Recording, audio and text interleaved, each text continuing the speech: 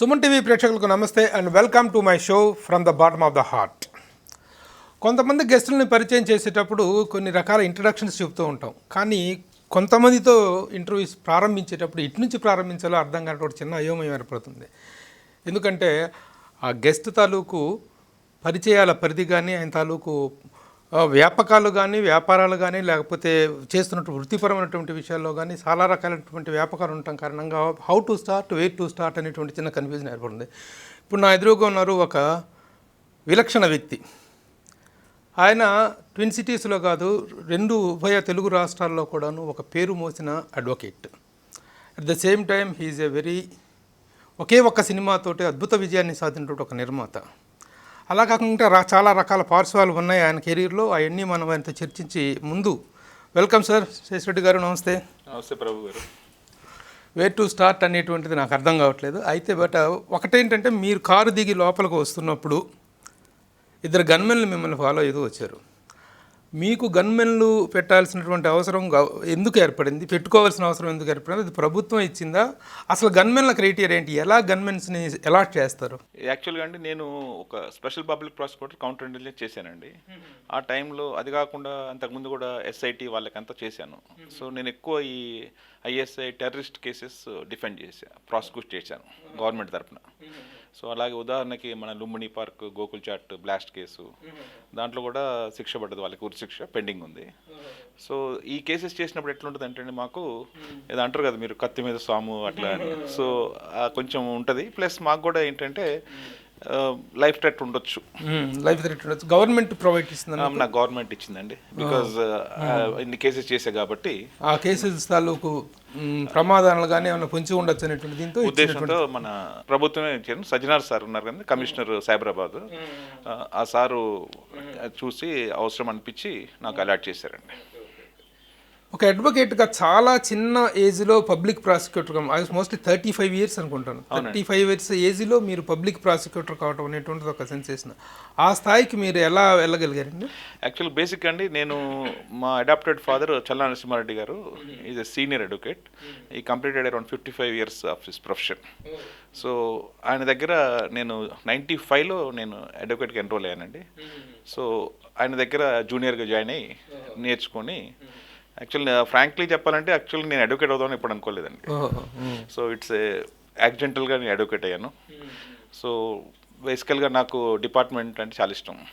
Police department, police అవుదాము, లేకుంటే movies producer అవుదాము ఇట్లా అనుకున్నాను. కానీ అడ్వకేట్ అని మీ అభిరుచులకు, మీ ఇంట్రెస్ట్కు భిన్నంగా మీరు అడ్వకేట్ అవడం జరిగింది మోస్ట్లీ.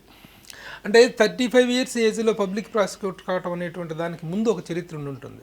అంత ఈజీగా కాలేరు కదా. అవునండి. మీరు దానికి సెలెక్ట్ అవ్వటం వెనుక ఏంటి మీ కృషి ఏంటి? You are appointed or you got it? నేను మన వైఎస్ రాజశేఖర్ గారు సీఎం అయినప్పుడు నేను అపాయింట్ చేశానండి. మాకు 3 years టర్మ్ ఉంటుందండి. As a government will take అన్నమాట, చూస్ చేసుకుంటుంది. ఒక 5 పేర్లు పంపిస్తారు సెషన్స్ జడ్జి గారు. దాంట్లో నుంచి వాట్ దే ఫీల్ బెస్ట్ అనే వాళ్ళని సెలెక్ట్ చేసుకుంటారు. ఓహో, like that you got public prosecutor. అది చిన్న ఏజ్ అండి. ఇట్స్ ఆల్మోస్ట్ నాకు 34 years పబ్లిక్ ప్రాసిక్యూటర్ అండి. జనరల్గా ఏజ్లో ఏ ఏజ్లో అవుతుంటారు పబ్లిక్ ప్రాసిక్యూటర్? జనరల్గా 45 దాటిన తర్వాతనే జనరల్గా అవుతారు. సో ఓకే, మీరు you got early. Yes, early, very early. Public ప్రాసిక్యూటర్గా మీరు చేసిన చాలా కేసులు సెన్సేషన్ క్రియేట్ చేసినాయి. అసలు దానికంటే ముందు మీరు హైదరాబాద్లో టేకప్ చేసినటువంటి కేసులు గురించి కొన్ని చెప్పిన తర్వాత ఈ పబ్లిక్ ప్రాసిక్యూటర్గా టేకప్ చేసిన కేసుల విషయానికి వద్దాం. నేను అంటే యాజ్ డిఫెన్స్ కౌన్సిల్ చాలా కేసెస్ కండక్ట్ చేశాను. చాలా సెన్సేషనల్ కేసెస్ కూడా అయినాయి. ఫర్ ఎగ్జాంపుల్ 6 murder అని అయ్యిందండి ఎర్రగడ్డ దగ్గర. 6 హత్యలు. But we conducted case around 2000. ఆ టైంలో మేము డిఫెండ్ చేసామండి ఆ కేసు. దాంట్లో మన చాలామందిని కూడా అక్యూజ్ చేశారు అప్పుడు ఆ కేసులో ఇన్వాల్వ్ అని. For example Srisailam Yadav, David Raju, వాళ్ళందరినీ కూడా దాంట్లో ఇన్వాల్వ్ ఉన్నారండి. ఆ కేసు ఒకటి చేశాను నేను డిఫెన్స్ కౌన్సిల్. సో అది తప్పుడు కేసు వీళ్ళ మీద అని చెప్పేసి కోర్టు కొట్టేసింది. దాని తర్వాత ఒకటి చాంద్రాయణగుట్ట పోలీస్ స్టేషన్లో మర్డర్ అయిందండి. స్టేషన్ లోపల మక్బూల్ పైల్వాన్ అని వాళ్ళ బ్రదరు, వాళ్ళందరినీ ముద్దాయిలుగా పెట్టారు. సో అది కూడా మేము ఫైట్ చేసి డిఫెండ్ చేసి గెలిచామండి కేసు. అది అంటే దోషులను నిర్దోషులుగా తేల్చారా, నిర్దోషులను దోషులుగా తేల్చారా? ఏం చేశారు కరెక్ట్గా? కరెక్ట్గా అంటే వాళ్ళు ఇన్నోసెంట్ అండి.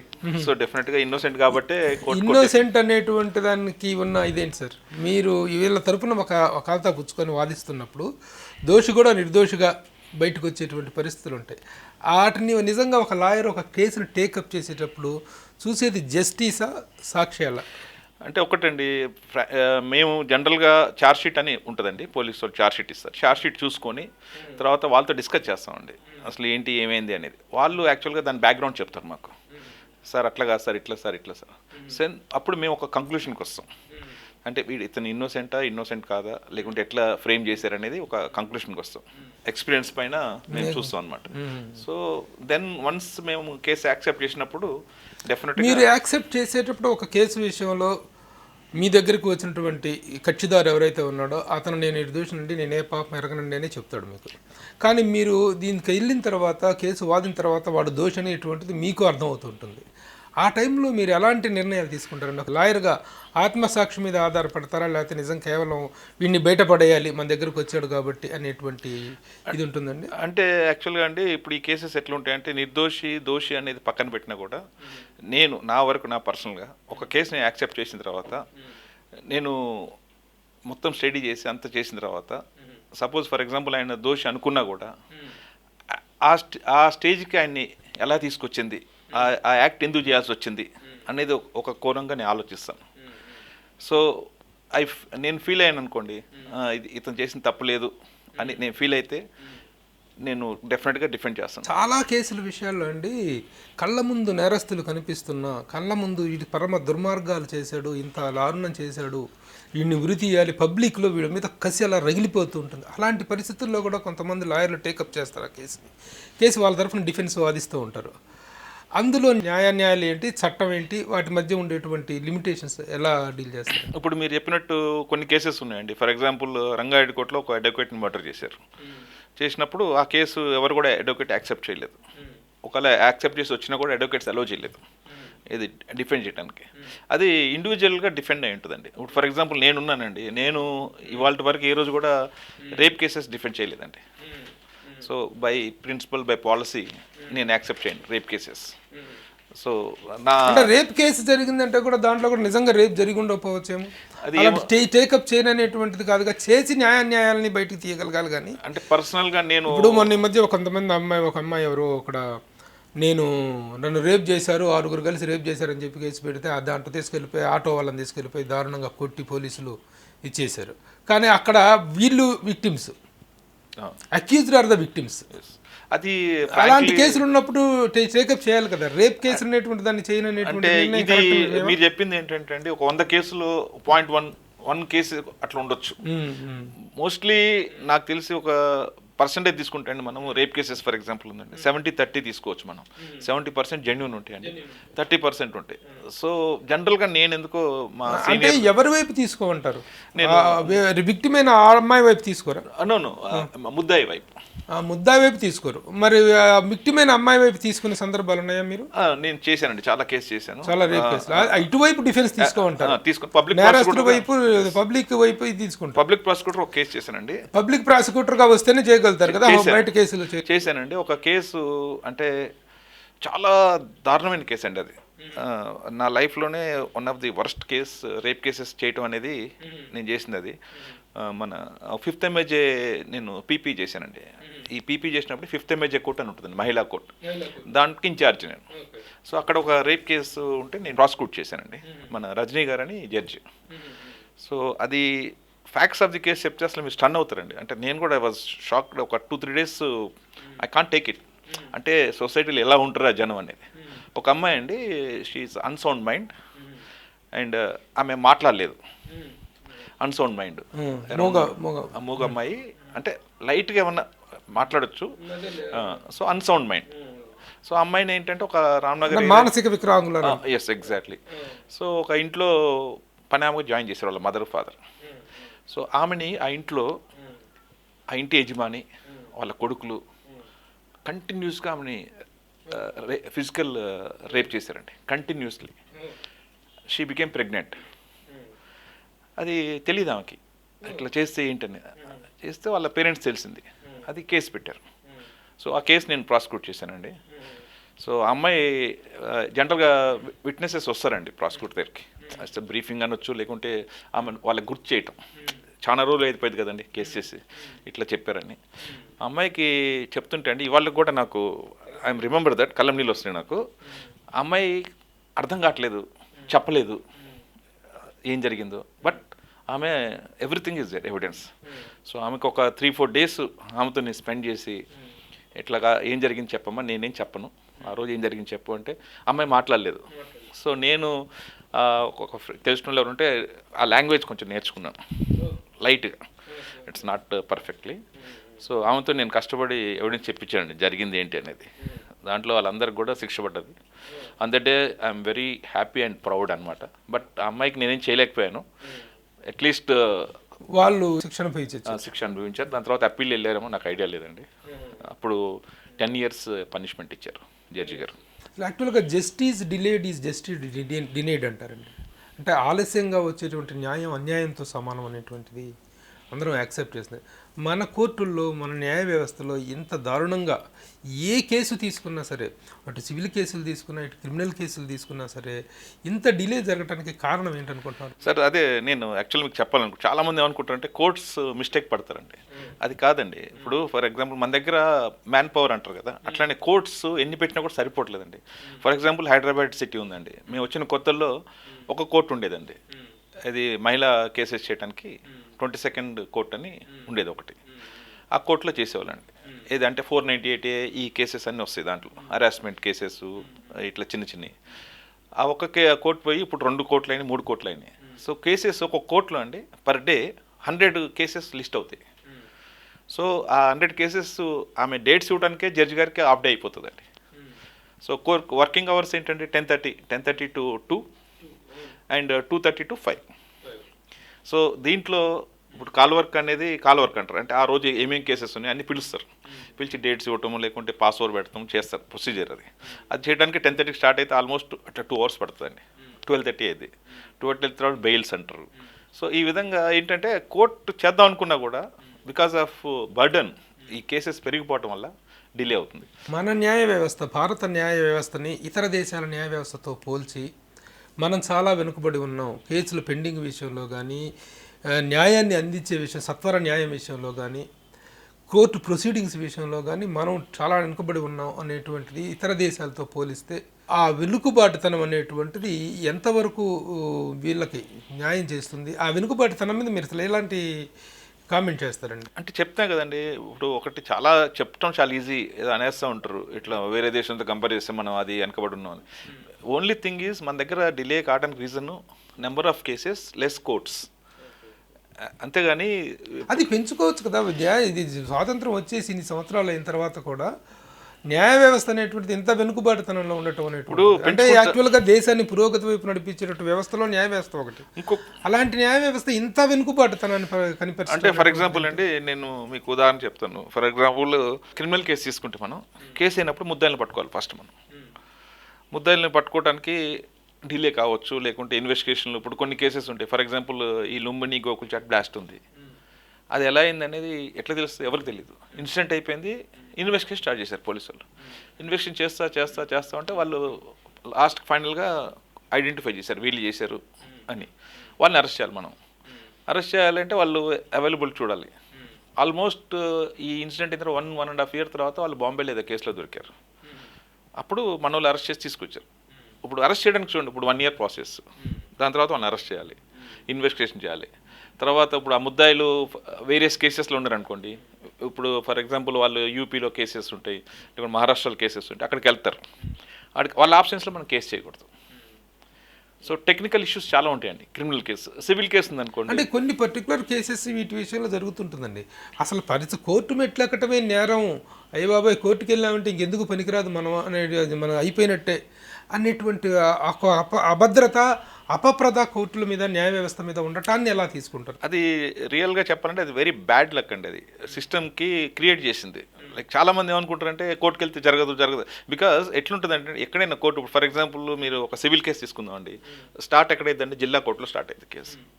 అది ఎవిడెన్స్ అయ్యి అంత అయిన తర్వాత తీర్పిస్తారు జడ్జి గారు. ఆ తీర్పు ఇచ్చిన తర్వాత ఏం చేస్తారండి, హైకోర్టుకు పోతారు. హైకోర్టులో కూడా తీర్పిస్తారు, సుప్రీంకోర్టుకు పోతారు. సో ఈ ప్రాసెస్ ఏమవుతుందంటే మీకు అనిపిస్తుంది, అరే న్యాయం జరగట్లేదు, మాకు టైం అవుతుందని. ఇప్పుడు ఒక కోర్టు తీర్పు ఫైనల్ కాదు కదండి. సో అప్ టు సుప్రీంకోర్టు పోవాలి. ఏదేమైనా న్యాయ వ్యవస్థలో డిలే అనేటువంటిది జరుగుతుంది. ఈ పదం పుట్టిందే, ఈ సెంటెన్స్ పుట్టిందే, justice delayed is justice denied అనేటువంటి ఒక కొటేషన్, ఒక వ్యాఖ్యానం ఏదైతే పుట్టిందో అది ఈ డిలే కారణంగానే, ఈ ప్రాసెస్లో డిలే కారణంగానే వచ్చినటువంటి ఇది కదా అది. ఎస్, డెఫినెట్లీ డిలే అవుతుంది. నేను దాంట్లో ఆర్గ్యుమెంట్ లేదు, బికాస్ డిలే కావడానికి రీజన్ చెప్పాను మీకు నేను. సో దీన్ని మనము చేంజ్ చేయాలంటే మన కాన్స్టిట్యూషన్ని చేంజ్ చేయాల్సి వస్తుంది. ఇక మీరు టేకప్ చేసినటువంటి కేసుల్లో పబ్లిక్ ప్రాసిక్యూటర్గా మీరు టేకప్ చేసినటువంటి కేసులు చాలా సంచలనమైనటువంటి కేసులు ఉన్నాయండి. ముఖ్యంగా కృష్ణప్రసాద్ ఐపీఎస్ హత్య కేసు అనేటువంటిది మీరు చేసిన వాటిలో ఒక సంచలనాత్మకమైనటువంటి కేసు. ఆ కేసు పూర్వపరాలు చెప్తారా? యాక్చువల్గా నేను కృష్ణప్రసాద్ గారు కేసు చేయలేదండి. కృష్ణప్రసాద్ కేసు చేసిన వాళ్ళని ముజీబ్ అహ్మద్ అని అతనికి లైఫ్ కన్విక్షన్ పడ్డదండి. అప్పుడు ఇంకా నేను అడ్వకేట్ కాలేదు, మేబీ లాంగ్ బ్యాక్. ఆయన కృష్ణప్రసాద్ గారి హత్య జరిగినప్పుడు ముజీబ్ అహ్మద్ అండ్ వాళ్ళని ముద్దాయిలుగా గుర్తించి దాంట్లో శిక్ష లైఫ్ ఇచ్చారండి. లైఫ్ ఇస్తే ఈ ప్రాసెస్ లైఫ్ అనుభవిస్తున్నప్పుడు 14 years తర్వాత సంథింగ్ ఆయనకి క్షమాభిక్ష పెట్టారు ఆ ముజీబ్ అహ్మద్కి. రిలీజ్ అయ్యాడు. రిలీజ్ అయ్యి వచ్చి మళ్ళీ ఆయన కొన్ని యాక్టివిటీస్, హైదరాబాద్ బ్లాస్ట్ యాక్టివిటీస్ చేద్దామని ప్లాన్ చేసి ఆయన కాశ్మీర్ అక్కడికి వెళ్ళి అంతా మాట్లాడి అంతా చేసి పిక్యూర్ చేసుకున్నాడు. ఆయన కొన్ని గన్మెన్స్, గ్రెనేడ్స్, మన AK-47s, గ్రెనేడ్స్ ఇవన్నీ తీసుకుని హైదరాబాద్ తీసుకొచ్చి మళ్ళీ ఏదైనా చేద్దామనే ఐడియా ఉంది ఆయనకి. సో దీంతో మన పోలీస్ వాళ్ళు నిఘా పెట్టేసి ఐడెంటిఫై చేశారు, పలానా ఇట్లా వస్తుందని చెప్పేసి. సో మన వాళ్ళు యూపీ పోలీస్ని అలర్ట్ చేశారు. ఒక వెహికల్లో మన మార్బుల్ స్టోన్స్ ఉంటాయి, దాంట్లో లోపల ఈ గ్రెనేడ్స్ AK-47 వస్తున్నాయి అని వాళ్ళని అలర్ట్ చేశారు. సో అక్కడ బోర్డర్లో ఆ వెహికల్ ఆప్ చెక్ చేస్తే అవన్నీ బయటపడ్డాయి. సో అతన్ని మళ్ళీ దాని తర్వాత అరెస్ట్ చేసి మనం కేసు ప్రాసిక్యూట్ చేసాం. దాంట్లో నేను మళ్ళీ లైఫ్ కన్విక్షన్ తీసుకున్నా అతనికి లైఫ్ కన్విక్షన్ వచ్చింది. అతను ఉన్నాడు జైల్లోనే ఉన్నాడు ఇప్పటికి. That was one successful case. And it's అట్లా ఆ కేసెస్ చేయటం అంటే చాలా కొంచెం టఫ్ అండి, ప్రాసిక్యూషన్కి వెరీ వెరీ టఫ్. అంటే లింకప్ చేయాలి ఈ ఎట్లా ఏంటి అనేది. ఎన్ని సంవత్సరాలు నడుస్తుందండి ఆ కేసు? ఆ కేసు ఒక 2-3 yearsలో కంప్లీట్ అయిపోయింది. అలాగే మీరు టేకప్ చేసిన మరో సెన్సేషనల్ కేసు, ప్రతి బ్లాక్ డేకి హిందూ పోలీస్ ఆఫీసర్ని హత్య చేయాలనేటువంటి ఒక పథకంతో దాదాపు 3-4 హత్యలు చేసినటువంటి వికారుద్దీన్ కేసు. ఆ వికారుద్దీన్ కేసు కూడా చాలా సెన్సేషనల్ కేసు. ఆ కేసు పూర్వాపరాలు ఏంటి, ఆ దాంట్లో ఎలా ఈ శిక్షలు పడ్డాయి అనేటువంటి చెప్పండి. అంటే ప్రభు గారు అంటే నాకు చాలా ఇష్టం యాజ్ ఏ జర్నలిస్ట్, బట్ మీరు డిపార్ట్మెంట్లో ఉంటే బాగుండేది అనిపిస్తుంది నాకు. అంటే నా మీద ఇంత రీసెర్చ్ చేసేసి కేసెస్ గురించి మీరు అడగటం అనేది, మీ గురించి మీ ఇంటర్వ్యూ చేయాలనుకున్నప్పుడే తెలుసుకోవాలి కదా మరి. అందులో మీకు మా సినిమా నేపథ్యం కూడా ఉంది కాబట్టి ఓకే, ఆ ఇదిలో కొంత ఇంట్రెస్టెడ్గా చేయాల్సి వచ్చింది. ఇది ఎంతవరకు ఈ కేసు విషయంలో, వికారుద్దీన్ కేసు? యాక్చువల్గా అండి ఇది వికారుద్దీన్ కేసు ఏంటంటే మీరు చెప్పినట్టుగా అతను బ్లాక్ డే అప్పుడు ఒక హిందూ ఒక ఆఫీసర్ని చంపి ప్రతి బ్లాక్ డే ప్రతి December 6th సమ్వేర్ సో ఆ విధంగా అతను నిరసన ప్రదర్శిస్తాడు అనమాట అండి. సో అతను జనరల్గా అతను ఐడెంటిఫై చేసే స్టైల్ ఎట్లా ఉంటుంది అంటే, ఇప్పుడు ఒక పర్సన్ ఉన్నాడు అనుకోండి, అతను చూస్తాడు అనమాట, వాడికి బొట్టు ఉందా, లేకుంటే చేతికి కాశీ తాడు ఉందా, లేకుంటే మెడలో వెంకటేశ్వర స్వామి ఏదైనా ఉందా, హిందుత్వాన్ని కనిపరిచేటువంటి ఒక ఇది అది చూసి ఐడెంటిఫై చేసి ఫైర్ చేస్తారండి. సో ఇట్లనే ఆయన ఎర్లియర్గా మన మాదనపేట్ పోలీస్ లిమిట్స్లో కూడా ఒక ఫైరింగ్ అయింది, అక్కడ చనిపోలేదు కానిస్టేబుల్. అతని నేపథ్యం ఏంటంటే అతను ISI అండి, అంటే వాళ్ళు సానుభూతి ఎగ్జాక్ట్లీ. సో అదైంది. అదైన తర్వాత మళ్ళీ ఫలక్నామా ఉంది కదండి, అక్కడ ఆ రోజు ఎంతమంది అండి అతను మొత్తం చంపింది? ఒక కానిస్టేబుల్ చనిపోయాడండి, ఒక 2 ఇంజూర్డ్ అయ్యారండి. ఈ లోపల ఆయన అరెస్ట్ చేశారు. ఫలక్నామాలో రాజేంద్ర ప్రసాద్ అని ఒక కానిస్టేబుల్, తర్వాత బాలస్వామి, నాకు పేరు కూడా గుర్తుంది, హోంగార్డ్, వాళ్ళు ఫలక్నామాలో డ్యూటీ చేస్తున్నారండి. ఒక చెట్టు కింద కూర్చొని డ్యూటీ చేస్తుంటే ఈయన స్కూటర్ పైన వచ్చేసి 2 ఫైర్ చేశాడు. బాలస్వామి అనే అతను అక్కడికక్కడ చనిపోయాడు, హోంగార్డు. ఈ రాజేంద్ర ప్రసాద్ని హాస్పిటల్ షిఫ్ట్ చేశారండి. ఆ తర్వాత ఆ బుల్లెట్ తాగటం వల్ల ఆయనకి హెడ్లో, ఆయనకి ఇప్పుడు ఆల్మోస్ట్ ఆ టైంలోనే ఐకి ప్రాబ్లం ఉంటుందని డాక్టర్స్ చెప్పారు. సో అతన్ని CCS అనే డిపార్ట్మెంట్లో పోస్టింగ్ ఇచ్చారు, అక్కడ కొంచెం తక్కువ స్ట్రెయిన్ ఉంటుందని. సో ఆల్మోస్ట్ ఒక ఐ పోయింది నాకు తెలిసిన మట్టుకు, సెకండ్ ఐ కూడా ఆల్మోస్ట్ సైట్ లూజ్ అవుతుంది. సో ఈ విధంగా ఎంతమందిని చంపారండి ఆ వికారుద్దీన్? అది ఒక బాలస్వామి అక్కడ ఇద్దరు ఇంజూర్డ్. అది ఒకే సంవత్సరంలో ఒక ఇన్సిడెంట్లో 2 ఇన్సిడెంట్స్ సెపరేట్. ఒకసారి చేశాడు, రెండోసారి చేసినప్పుడు పట్టుబడ్డాడు. ఫస్ట్ ఒక బ్లాక్ డే అప్పుడు చేశాడు, రెండోసారి పట్టుబడ్డాడు. ఏం శిక్ష పడిందండి అతనికి? శిక్ష కాదండి, అతను కేసు ట్రయల్ చేస్తుంటే మనము అతను కొంచెం పోలీసు వాళ్ళతో చాలా దురుసుగా ప్రవర్తిస్తాడండి. ఆల్రెడీ జైల్లో ట్రాన్స్ఫర్ అక్కడప్పుడు కూడా చాలా అభియోగాలు వస్తాయి. ఆయన్ని వరంగల్కి ట్రాన్స్ఫర్ చేశారు. బికాజ్ ఇక్కడ చెర్లపల్లిలో న్యూసెన్స్ ఎక్కువ అవుతుందని చెర్లపల్లి నుంచి వరంగల్ ట్రాన్స్ఫర్ చేశారు. సో వరంగల్ నుంచి ఎవ్రీడే తీసుకొస్తారండి ఇక్కడ కేసు ఉన్నప్పుడు హైదరాబాద్ కోర్టుకు తీసుకొస్తారు. తీసుకొస్తుంటే ఒకరోజు ఇట్లనే తీసుకొస్తుంటే ఆలేరు దగ్గర సమ్వేర్ ఎక్కడో న్యాచురల్ కావాలని ఆపితే పోలీస్ వాళ్ళు వెపన్స్ తీసుకొని వాళ్ళని ఫైర్ చేయడానికి ట్రై చేశాడు. సో ఎక్స్చేంజ్ ఆఫ్ ఫైర్లో వాళ్ళందరూ చనిపోయారు. ఎవరందరూ? వికారుద్దీన్ వాళ్ళ గ్యాంగ్. వికారుద్దీన్తో గ్యాంగ్తో అంటే ఇతనితో పాటు వేరే వాళ్ళు వేరే ముద్దాయిలు ఉన్నారు, 7 ఉంటారండి. ఈ కేసుకు సంబంధించిన ఈ కేసుకు సంబంధించిన వాళ్ళు 7 ఎట్ ఏ టైం ఎన్కౌంటర్. దాంట్లో 5 4 ఒకసారి తీసుకొస్తున్నారు వాళ్ళని. వాళ్ళందరూ కలిసి పోలీస్ని అటాక్ చేసి ఫైర్ చెక్కారు వాళ్ళ వెపన్స్ లాక్కొని.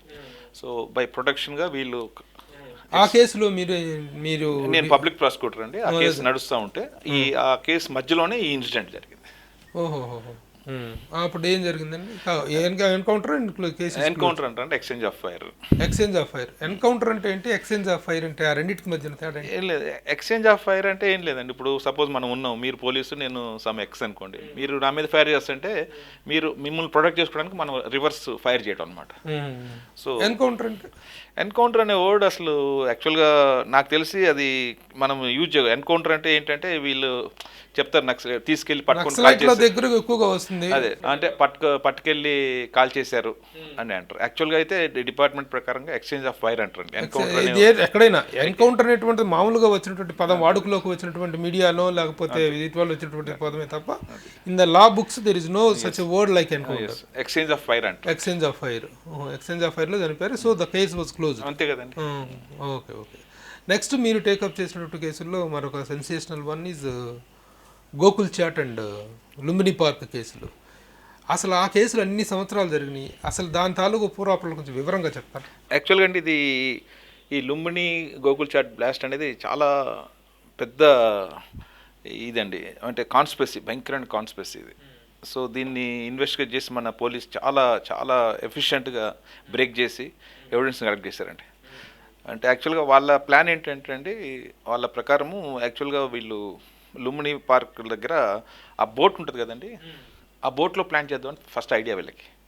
అంటే మనం పోతూ ఉంటారు కదా, బుద్ధ విగ్రహం దగ్గరికి తీసుకెళ్ళి 50-100 పీపుల్ పోతూ ఉంటారు, దాంట్లో పెడదామని ప్లాన్ యాక్చువల్గా.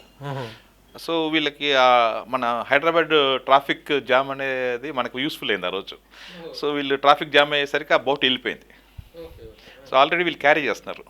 వీళ్ళు ఏంటంటే వీళ్ళ ఐడియా ఏంటంటే 3 బాంబ్స్ ప్లాన్ చేయాలని. వీళ్ళు ఫస్ట్ ఏం చేశారంటే అండి, మన ఏమంటారు దాన్ని, రెక్కీ చేశారండి. హైదరాబాద్లో బిజియెస్ట్ ప్లేసెస్ ఎక్కడ ఉన్నాయి, ఎక్కడ పెడితే ఎఫెక్ట్ ఎక్కువ ఉంటుంది అనేది వాళ్ళు రెక్కీ చేసినప్పుడు లుంబిని పార్క్, గోకుల్ చాట్ ఉంది కదండి అది, అండ్ దిల్షుఖ్నగర్ కోనాక్టెడ్ దగ్గర ఫ్లైఓవర్ ఉంటుంది ఒకటి, ఫుట్ఓవర్ బ్రిడ్జ్, అక్కడ రద్దీగా ఉంటుంది, అక్కడ పెడితే ఇంపాక్ట్ ఎక్కువ ఉంటుంది. 3 bombs at a time blast అయ్యేటట్టు ప్లాన్ చేసుకుంటారు. సో ఆ లుంబిని పార్క్లో ఒకటి పెట్టారు, ఆ బోట్ మిస్ అయింది కాబట్టి.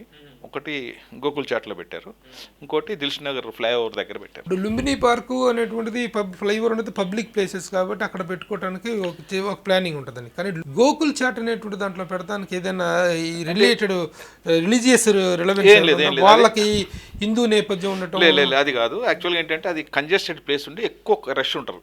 ఎవ్రీ టైం మీరు ఎప్పుడు గోకుల్ చాట్ పోయినా 50 నుంచి 100 మంది మినిమం ఉంటారండి. బికాస్ ఫేమస్ కాబట్టి, ఫేమస్ అందరూ 5లో ఉంటారు, ఎవరికి అనుమానం రాదు అక్కడ. అది వాళ్ళు అట్లా ఐడెంటిఫై చేసుకున్నారు. సో 3 ప్లేసెస్లో పెట్టారండి. పెడితే మన లుంబినిది బ్లాస్ట్ అయింది. అక్కడ ఐ థింక్ ఒక 10 మంది 11 మంది చనిపోయారు. బ్యాడ్ లక్ ఏంటంటే ఆ టైంలో కరెక్ట్గా మన అహ్మద్ నగర్ నుంచి ఇంజనీరింగ్ స్టూడెంట్స్ ఎక్స్కర్షన్ వచ్చారండి. అందరు just first year, second year, third year ఉన్నోళ్ళు. దాంట్లో ఒక 4-5 చనిపోయారండి. ఆ రోజు ఆ లుంబిని పార్క్ వెళ్ళారు. దాని తర్వాత గోకుల్ చాట్లో 32 పీపుల్ చనిపోయారండి.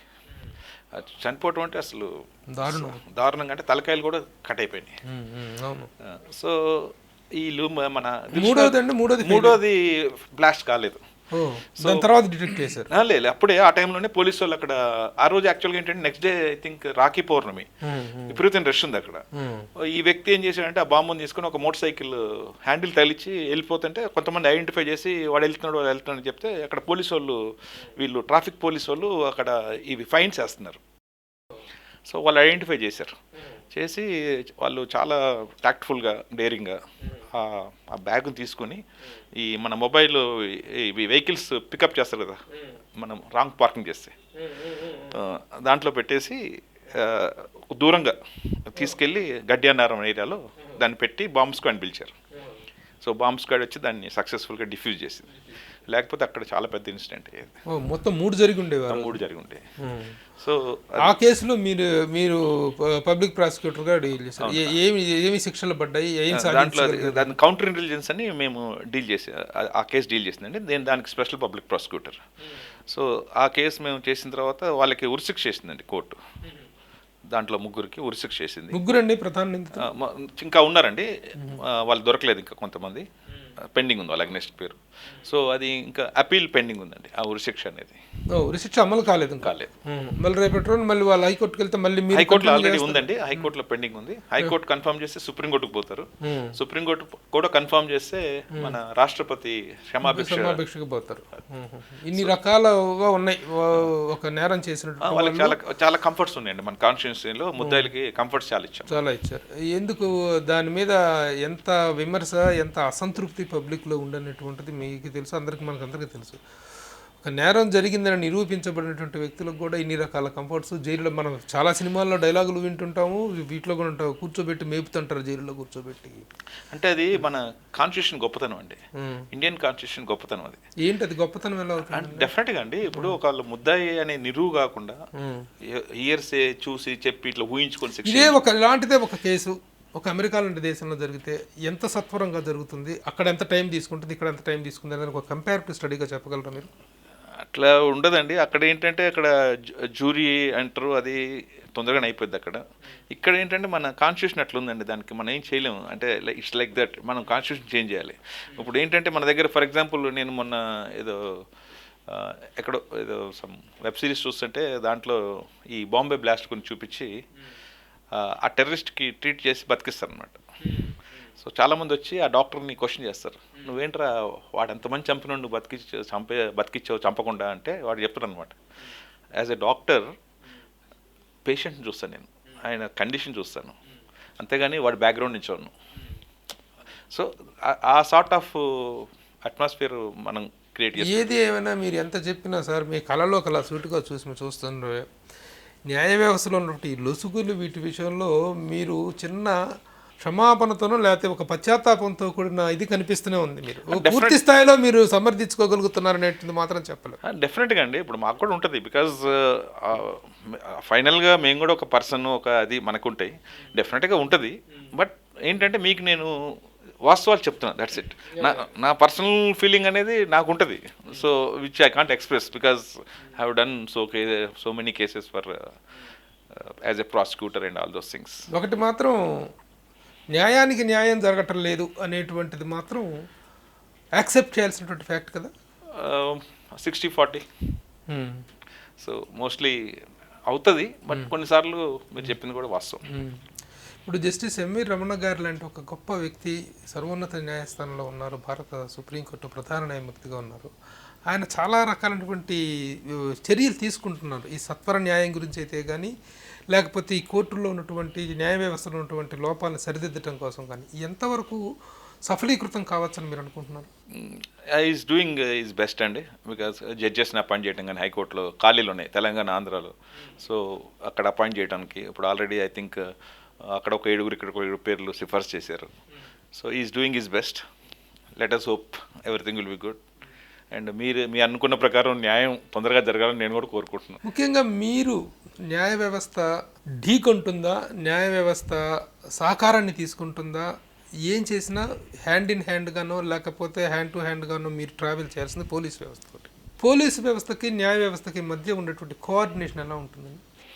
అంటే యాక్చువల్గా అండి ఇప్పుడు పోలీస్కి న్యాయ వ్యవస్థకి డైరెక్ట్ రిలేషన్ ఉంటుందండి. ఏదున్నా సరే ఇప్పుడు ఫర్ ఎగ్జాంపుల్ ఒక క్రిమినల్ కేసు జరిగిందండి. సో పోలీస్ ఏం చేస్తారంటే ఇన్వెస్టిగేట్ చేసి ముద్దాయిని పట్టుకొని దానికి సంబంధించిన సాక్ష్యాలు అన్నీ సేకరించి కోర్టులో ఛార్జ్షీట్ అని వేస్తారండి. ఛార్జ్షీట్ వేసి మనం కోర్టు అది చూసుకొని విట్నెసెస్ని ప్రొడ్యూస్ చేస్తాం పోలీస్. అది ప్రాసిక్యూటర్ విల్ టేక్ కేర్, వాళ్ళ ఎవిడెన్స్ లీడ్ చేస్తారు మేము ప్రాసిక్యూటర్స్. సో అది విని వాళ్ళ డిఫెన్స్ కౌన్సిల్ వాళ్ళు వీళ్ళని క్రాస్ ఎగ్జామ్ చేసిన తర్వాత కోర్టు నిర్ణయిస్తుంది అనమాట ఇతను దోష నిర్దోష. మీరు పబ్లిక్ ప్రాసిక్యూటర్ ఓన్గా చేసినప్పుడేమో పోలీసులతో దోస్తీ కావాలి మీకు, మీరు డిఫెన్స్లోకి వచ్చినప్పుడేమో పోలీసులతో వ్యతిరేకిస్తారు, అంతేగా పోలీస్ వ్యవస్థతోటి ఫైట్ జరుగుతుంటుంది. ఎలా ఉంటుంది ఈ డిఫరెన్స్ ఎక్స్పీరియన్స్? అంటే అండి నిజంగా అప్పుడు ఫ్రెండ్గా అనిపించినటువంటి పోలీసు తర్వాత ఫ్రెండ్లీ పోలీసు అనిపించినప్పుడు తర్వాత మీకు పెద్ద శత్రువులాగా కనిపిస్తుంది. మీరు మీ వాళ్ళకి అలాగే ఉంటుంది. ఈ రెండు వ్యవస్థల మధ్య కోఆర్డినేషన్ అంటే జనరల్గా ఫ్రాంక్లీ చెప్పాలంటే ఇప్పుడు నాకు ఇప్పుడు నేను డిఫెన్స్ కౌన్సిల్ చేసినా కూడా ఐ నెవర్ ఫీల్ పోలీస్ వాళ్ళు తప్పు చేశారని. బికాజ్ వాళ్ళ జాబ్ వాళ్ళు చేశారు, వాళ్ళ ఛార్జ్షీట్ వాళ్ళు వేశారు. అంటే నేను అట్లా ఆ విధంగా నేను చూస్తాను, కానీ ఏ రోజు కూడా వాళ్ళని నేను ఒక శత్రువులాగా ఎప్పుడు చూడను. బికాజ్ ఈవెన్ దో మేము కేసెస్ చేస్తా ఉన్నా కూడా పోలీసు వస్తారు కదా కోర్టుకి, కోర్టు కాగానే ఫ్రెండ్లీగా మాట్లాడుకుంటాం, ఏంటి నవ్వుకుంటాం, దట్స్ ఇట్ అంతే. సో బట్ వన్ థింగ్ ఏంటంటే అండి, నేను ప్రాసిక్యూటర్గా చేసినప్పుడు కానీ డిఫెన్స్ కౌన్సిల్ చేసినప్పుడు కానీ నాకు అంటే నేను నేర్చుకుంది మా సీనియర్ దగ్గర నేను నేర్చుకుంది ఏంటంటే నేను కంపల్సరీ స్పాట్ విజిట్ చేస్తానండి, either way as a prosecutor or a defence counsel. అంటే మనం చెప్తారు కదా సీన్ ఆఫ్ అఫెన్స్ అంటారు దాన్ని. సో అక్కడికి వెళ్ళి అది పర్టికులర్ టైంలో ఏ టైంలో అయితే నేరం జరిగిందంటారో ఆ టైంలో వెళ్ళి అక్కడ నేను ఆ చుట్టుపక్కల ఎట్లుంది ఏంటి అని చూసుకుంటాను. ఎందుకంటే రేపు నాకు అది ఒక వ్యూ లేకపోతే మా వాళ్ళు వేస్తారు స్కెచ్ అంటారు, scene of offence rough sketch అంటారు. సో కాకపోతే ఏంటంటే అక్కడికి వెళ్ళి చూస్తే మనకు ఒక అథారిటీ వస్తుంది. ఫర్ ఎగ్జాంపుల్ ఎవరైనా చెప్పారనుకోండి, నేను ఆ షాప్లో నేను చూశానని చెప్పాను అనుకోండి, ఆ షాపు ఎంత దూరంలో ఉంది, ఇప్పుడు నైట్ టైం అయింది అనుకోండి, అక్కడ లైట్స్ ఉన్నాయి లేవో. సో నేను జనరల్గా నేను రెక్కిలా చేసుకుంటాను అండి. సో అది చాలా యూస్ఫుల్ ఉంటుంది, అది నేను నేర్చుకున్నాను మా సీనియర్ దగ్గర. సో అది సీన్ రికన్స్ట్రక్షన్ అనేది ఒక కొత్త పదం ఒకటి ఇంట్రడ్యూస్ అయింది. ఏంటి సీన్ రికన్స్ట్రక్షన్ అంటే ఏంటి? మొన్న జరిగిన సీన్ రికన్స్ట్రక్షన్ రియల్ సీనేనా, దాంట్లో ఎంత ఫేక్ సీన్ ఉంది చెప్పగలరా? ఏం లేదండి, ఇప్పుడు రీకన్స్ట్రక్షన్ ఆఫ్ సీన్ అంటే ఏం లేదు. ఇప్పుడు ఫర్ ఎగ్జాంపుల్ ఒక ఇన్సిడెంట్ అయిందండి, ఒక క్రైమ్ జరిగింది, అప్పుడు ఏం చేస్తారంటే ఆ సీన్ ప్రొటెక్ట్ చేస్తారు పోలీస్. చేసేసి దాని తర్వాత ప్రొటెక్ట్ చేసిన తర్వాత అప్పుడు పంచ్ విట్నెసెస్ అంటారండి. ఒక కామన్ పీపుల్ ఎవరైనా అక్కడ ఉంటారు కదా, వాళ్ళని పెద్ద మనుషులాగా తీసుకొని వాళ్ళ ముందు పోలీసు వాళ్ళు స్కెచ్ చేస్తారు ఆ సీన్ యాజ్ ఇట్ ఈస్గా. స్కెచ్ చేసి అక్కడ ఏమైనా రికవరీ చేశారు అనుకోండి, ఫర్ ఎగ్జాంపుల్ ఫైరింగ్ అయింది, అక్కడ బుల్లెట్స్ పడి ఉంటాయి, వాటిని అవి రికవర్ చేయటం, లేదా బ్లడ్ ఉంది అక్కడ, దాంట్లో నుంచి బ్లడ్ స్ట్రెయిన్ అంటారు దాన్ని, ఎఫ్ఎస్ఎల్ వాళ్ళు వస్తారు, అది తీసుకొని ప్రొటెక్ట్ చేయటం, అట్లా ఆ విధంగా వీళ్ళ సమీక్షణ చేసి అదంతా రాస్తారు. దాన్ని సీన్ ఆఫ్ అఫెన్స్ పంచనామా అంటారు. చేసి ఇది చదివి వినిపిస్తారు వాళ్ళకి, చదివి వినిపించి ఇది కరెక్ట్ ఉంది సార్ అంటే అప్పుడు సంతకాలు తీసుకుంటారు వాళ్ళిద్దరికి. అది యాక్చువల్గా ఒరిజినల్గా సీన్. సో సీన్ రీకన్స్ట్రక్షన్ అంటే ఏంటంటే ఇప్పుడు ఫర్ ఎగ్జాంపుల్ ఈ ఇన్సిడెంట్ అయింది, ఎవరైనా కంప్లైంట్ చేస్తారు, ఏది అట్లా కాదు ఇట్లా అయిందని. సో మళ్ళీ దాన్ని ఇంకొకసారి వెళ్ళి సో అది ఎలాంటి పరిస్థితుల్లో తిరగదోవటం అనేటువంటిది అది చెప్పాను కదా. ఇప్పుడు ఫర్ ఎగ్జాంపుల్ మీరు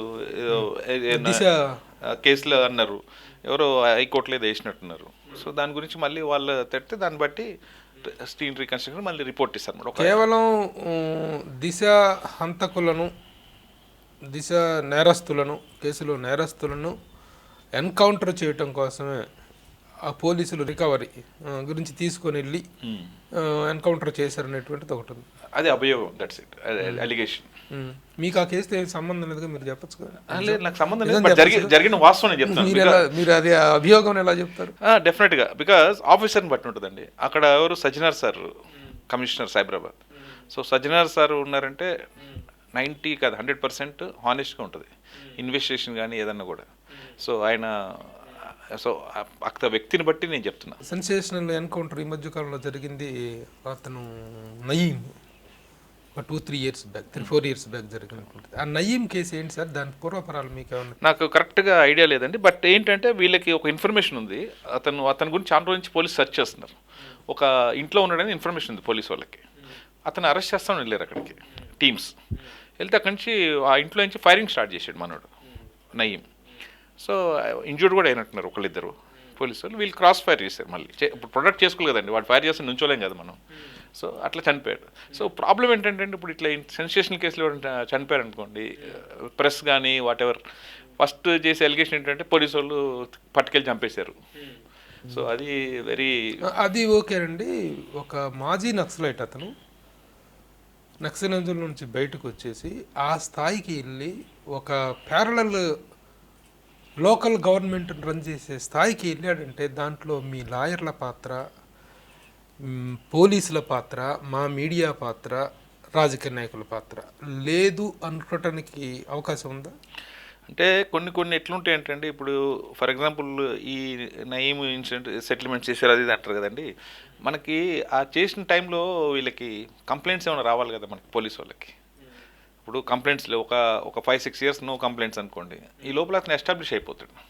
సో జనం కూడా ఏంటి, ఇప్పుడు కామన్ మ్యాన్ మీరున్నారు నేనున్నాను, ఫర్ ఎగ్జాంపుల్ ఎట్లుంటుందంటే ఇప్పుడు మీదైనా ల్యాండ్ డిస్ప్యూట్, మీ ఫ్రెండ్ కూడా అంటాడు ఏముందిరా నువ్వు కోర్టుకి వెళ్ళటం ఎందుకు, నయం దగ్గరికి వెళ్ళి సెటిల్ చేస్తారు కదా అంటారు. మీరేంటి సరే ఎవడైతే ఏంది ఇప్పుడు నేను కోర్టుకు వెళ్తే అని మనం కూడా ఎంకరేజ్ చేస్తున్నాం కదా వాళ్ళని. కోర్టు ఖర్చులకు ఎంత అవుతుందో నయీంకి అంతే ఖర్చు అవుతుందో. అంతే కదా, ఇప్పుడు కోర్టు ఖర్చు కంటే ఎక్కువ టైం అవుతుంది. ఇప్పుడు కోర్టుకు వెళ్తే ఇన్స్టెంట్ కదా, ఇన్స్టెంట్ జస్టిస్ ఇక్కడ. సో ఆ విధంగా అతన్ని పెంచి పోషించింది అలాంటి వాళ్ళని చేసింది మనమే మోస్ట్లీ. అలాంటి వాళ్ళలో నాయకులు ఉంటారు, ఖలనాయకులు ఉంటారు. Yes definitely. నాయకుడు అయితే సంతోషమే. అంటే ఇప్పుడు ఇది వెనకడికి మీకు గుర్తుంటలేదు అంటే మా చిన్నప్పుడు నేను చూడలేదు అది, బట్ సార్ వేరే అది ఆ టైంలో పెద్ద మనిషి చెప్తే వినేవాళ్ళు. పంచాయతీ మన ఊర్లో చెట్టు కింద కూర్చొని పంచాయతీ చేస్తూ ఉండేవాళ్ళు.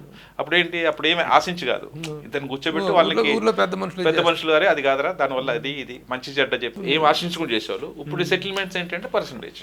ఓకే. డిఫెన్స్గా లాయర్గా చేసినటువంటి కేసుల్లో మధ్యల చెరువు సూరి, పరితల రవి హత్యా ప్రయత్నం కేసులో 26 మందిని నెట్ట నిలుగున పొట్టన పెట్టుకున్నటువంటి ఒక దారుణమైన ఇన్సిడెంట్. ఆ కేసులో మీరు మధ్యల చెరువు సూర్యుత పక్షాన వాదించారు. న్యాయంగా అనిపించిందా మీకు? మీరు స్ట్రైట్గా అడిగితే నేను దానికి ఆన్సర్ చెప్పాను. బికాజ్ నాకు నేను ఫీల్ అయింది ఏంటంటే ఆ సర్కమ్స్టాన్సెస్ దేనికి లీడ్ చేసింది, ఆ సిచ్యువేషన్ ఎందుకు తీసుకొచ్చింది అనేది ఆలోచించాను. సో ఐ ఫెల్ట్ నేను చేద్దాం అనిపించింది ఆ కేసు నాకు. That's it. గెలిచారా? లేదు, ఓడిపోయారు కదా. ఎలా అనిపించింది ఓటమి? ఒక అన్యాయం పక్షాన మీరు వకాల్తా పుచ్చుకున్న తాలూకు ఫలితంగా అనిపించిందా, లేకపోతే అంతరాత్మ ఏమని చెప్పింది మీకు? అంటే ఒకటండి, ఒకసారి కేసు యాక్సెప్ట్ చేసిన తర్వాత I feel that I have done right. కేసు యాక్సెప్ట్ చేయకముందు అంతరాత్మ ఇవన్నీ ఉంటుంది. నేను యాక్సెప్ట్ చేశానంటే అది నేను కంఫర్టబుల్ ఫీల్ అయ్యి నేను యాక్సెప్ట్ చేసినట్టు కదా కేసు. సో సాధారణంగా అండి మనం I think you are one of the witness in Suri blast case. అవును, ఆ బాంబ్ బ్లాస్ట్ కేసు విట్నెస్ నన్ను కోర్టుకు తీసుకెళ్లారు. నాకేమన్నా గాయాలు అయినాయా అని అడిగారు. నన్ను అడిగితే ఇంకా జడ్జి అడిగారు, గాయాలు ఏం కాలేదండి అని చెప్పాను. అయితే అవసరం లేదు పంపించారు. మీరు ఐ విట్నెస్ అనుకుంటా. అయితే మీకు అలా జరిగింది కాదు, ఒక్క క్షణంలో ఒక ఫ్రాక్షన్ ఆఫ్ సెకండ్లో నేను పోయేవాడిని. నేను పోవటం కంటే ముందు, నాకంటే ముందు పరిటాల రవి గారు, మోహన్ బాబు గారు, శ్రీశైలం యాదవ్ వీళ్ళందరూ బతికిపోయింది నా కారణంగా. నాకు తెలిసింది మీరు ఏదో విష్ చేస్తే నా కారణంగా అని తర్వాత నాకు తెలిసింది. అది ఎలాగంటే ఆ రోజు షూటింగ్ జరిగింది, ఓపెనింగ్ జరిగింది రామానాయుడు స్టూడియోలో. ఓపెనింగ్ అయిన తర్వాత అప్పటిదాకా చాలా సరదాగా మాట్లాడుకున్నాం. మోహన్ బాబు గారు నన్ను చూపించారా, వీడిని ఎందుకు పిలిచారు, వీడిని పంపించేయండి, వీడు రౌడీ ఫెలో అని చెప్పేసి నన్ను మీద సరదాగా కామెంట్లు చేస్తుంటే పిఆర్ జగదీష్ బాబు, ఈటీవీ అతను చచ్చిపోయాడు బాబు లాస్ట్లో.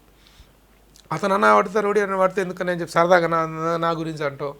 మోహన్ బాబు గారు సరదాగా మాట్లాడుకోవటం, పరిటాల రవి గారు అందరం మాట్లాడుకున్నాం. ప్రెస్ మీట్ అయిపోయింది, బయలుదేరి నేను ఫాస్ట్గా వచ్చేస్తున్నాను నా స్కూటర్ మీద వస్తుంటే నాకేమైందంటే పరిటాల రవి గారి కారును నేను ఓవర్టేక్ చేసి వెళ్తున్నా. జనం విపరీతమైన క్రౌడ్, మామూలు క్రౌడ్. వెళ్తూ పరిటాల రవి గారు ఇక్కడ కూర్చున్నారు, మోహన్ బాబు గారు అక్కడ కూర్చున్నారు. నేను మోహన్ బాబు గారు నాకు పరిచయం, పరిటాల రవి గారు నాకు పరిచయం లేదు కదా. మోహన్ బాబు గారిని చూసి అన్నయ్య నేను వస్తానయ్య అని చెప్పి ఇట్లా చెయ్యూతాను, ఒకవైపు డ్రైవింగ్ చేసుకుంటే చెయ్యూపాను మోహన్ బాబు గారికి. ఊపితే ఆయన చూడలేదు, కానీ డ్రైవింగ్ సీట్లో ఉన్న పరిటాల రవి గారు ఒక్కసారి ఇట్లా నా వైపు తిరిగి ఓకే తమ్ముడు తనను విష్ చేశాను అనుకొని ఓకే తమ్ముడు అని అన్నారు. అది అన్నది కూడా నాకు వినిపించలేదు. నేను పోయిన దాన్ని దాటుకొని ఈటీవీని దాటుకొని నేను వెళ్ళాను. ఈటీవీకి నాకు బంపర్ టు బంపర్ డిస్టెన్సు. అంతే ఒక్కసారి అలా పేరుడికి నా స్కూటర్ అలా పైకి ఎగిరిపోయింది. పైకి ఎగిరిపోయి పడిపోయింది. నేను ఒక పైకి పడిపోయాను, స్కూటర్ ఒక వైపు పడిపోయింది. నాకు ఇక చెవులు గుయ్యిన సౌండ్, బాంబ్ బ్లాస్ట్. అయితే నేను పక్కన పడితే ఈ లోపల ఎవర్రా మా అన్న బాంబు పెట్టిందా అనుకుంటా అరుచుకుంటా కొట్టుకుంటా కనపడ్డాను కొట్టుకుంటా వస్తున్నారు జనం. నేను పక్కన కూర్చుండిపోయాను. ఇంతలో ఇక కళ్ళ ముందు బీదవాతావహమైనటువంటి పరిస్థితి. నాకంటే ఎక్కడో దూరంగా ఉన్నవాళ్ళు, నా స్కూటర్ ఇట్లా ఎగిరిపడింది, ఒక తెగిపోయిన చెయ్యి వచ్చి నా బ్యానెట్ మీద పడి మొహం వచ్చింది, నా రక్తం నా మొరకలు నా మొహాన పడ్డాయి, నా వెనక ఈ వెనకాలంతా ఆ గిల్ట్ నా మందు అంతా పడింది. నాకంటే దూరంగా ఎక్కడో ఉన్నవాళ్ళు కాళ్ళు ఇరిగి చేతులు ఇరిగి అసలు విధమైనటువంటి పరిస్థితి అనమాట. తిరిగి చూస్తే కళ్ళు అసలు ఇక ఊహించలేని పరిస్థితి. ఆ పరిస్థితుల్లో నేను అక్కడ కూర్చొని కొద్దిసేపు తర్వాత ఇంకా అలా నడుచుకుంటూ వెళ్తున్నాను. అంతలో రోజా గారు, మన తమ్మారెడ్డి భరద్వాజ్ గారు వాళ్ళందరూ ఫిలిం నగర్ నుంచి పరిగెత్తుకుంటూ వచ్చారు. నన్ను తీసుకుని పోయి FNCC క్లబ్లో కూర్చోబెట్టి కూల్ డ్రింక్స్ అది తెప్పించి కూర్చొని నువ్వు ఎక్కడికి కదలద్దని చెప్పి కూర్చోబెట్టి చేశారు. అక్కడ కూర్చొని నేను బయటకు వచ్చేటప్పటికి ఇక్కడ నా స్కూటర్ని పంచనామాలు పోలీసులు పంచనామాలు పెట్టారు, సీన్ ఆఫ్ అఫెన్స్ పంచనామాలు పెట్టారు. దాంతో నేను కోర్టుకు వెళ్ళాల్సి వచ్చింది. మరుసటి నా టీవీ వాళ్ళు కూడా నా దగ్గర విట్నెస్ తీసుకున్నారు. అప్పుడు కోర్టుకి వెళ్ళాను. కోర్టుకి వెళ్తే మీకు గాయాలు తగిలి అన్నారు. నా అంతలో కూడా నిజంగా మరి దైవికం అనుకోవాలో ఏమనుకోవాలి చెప్పాలి, ఇంత గీత నాకు పడలేదండి. నాకంటే ఎక్కడో ఉన్నోళ్ళు తునాతునకలు అయిపోయారు. నాకంటే ముందున్న జస్ట్ నాకు నువ్వు ఈటీవీకి bumper to bumper Jagadish Prasad, wonderful journalist, మీలాగా మంచి పర్సనాలిటీ, భలే ఉంటాడు మనిషి. ఇండస్ట్రీలో అందరూ చాలా లైక్ చేస్తారు అతన్ని. అతను ముక్కలైపోయాడు, తునాతునకలు అయిపోయాడు. 6 ఈటీవీ వల్ల చనిపోయింది. అప్పటిదాకా ఎంతో జాలీగా నవ్వుతూ కబుర్లు ఆడుకుంటూ వచ్చిన వాళ్ళు అనమాట. సరే ఇది అయిపోయిన తర్వాత నాకు అదంతా తెలియదు. ఆ రోజు నైట్ శ్రీశైలం ఏదో కలిసారు, ఏదో అక్కడెక్కడో కలవటం, అక్కడో బాగా అన్నా నీకెళ్ళే బచ్చాయిచ్చినవే, నీ కారణంగానే బతికిపోయావే అన్నానండి. ఇదేంటి అన్న, నాకు చిన్న శ్రీశైలం బతికిపోయింది. అదేంటి అదేలాగంటేను నువ్వు ఇట్లా మోహన్ బాబు నన్ను విష్ చేశావు, మోహన్ బాబు నన్ను చూడలేదు కానీ పరిటాల రావు అన్న నీ వైపు ఇట్లా తిరిగి కొంచెం సైడ్గా తిరిగేటప్పుడు చిన్న డైవర్షన్లో చిన్న బ్రేక్ గేర్ చేయించి దాంతో మేము 2 సెకండ్లు వెనకబడ్డాం, లేకపోతే కరెక్ట్గా బాంబు పేలే టైంకి మేము ఆ స్పాట్లో ఉండేవాళ్ళం, నీ కారణంగానే బతికిపోయామని చెప్పి శ్రీశైలం ఏదో చెప్పడంతో నాకు తెలిసింది. అలా తెలిసింది తప్ప. So I was the victim there. అలాంటి ఒక దారుణమైన కేసు. 26 మంది ఆన్ స్పాట్ చనిపోయినట్టు. అబ్బా, ఒక అతనైతే ఈ 2 కాళ్ళు ఇలా తిరిగిపోయాడు. ఈ బాంబ్ బ్లాస్ట్ లో ఘోరం. మేము వెళ్ళేటప్పుడు ఆ కారు వెనక పక్క నుంచే వెళ్ళామండి. వెళ్ళేటప్పుడు ఆ కారు పక్క నుంచి వెళ్ళి, ఆ కారు అక్కడ ఉంటాడు నాకు, ఫియట్ కారు, ఎల్లో కలర్, ఇదిగో మీ pant colour yellow colour, light yellow colour Fiat car అది. సో అది జరిగింది. అలాంటి ఒక కేసులో మీరు మధ్యలో చెరువు సూర్యపక్షాన వాదించారు, ఓడిపోయారు.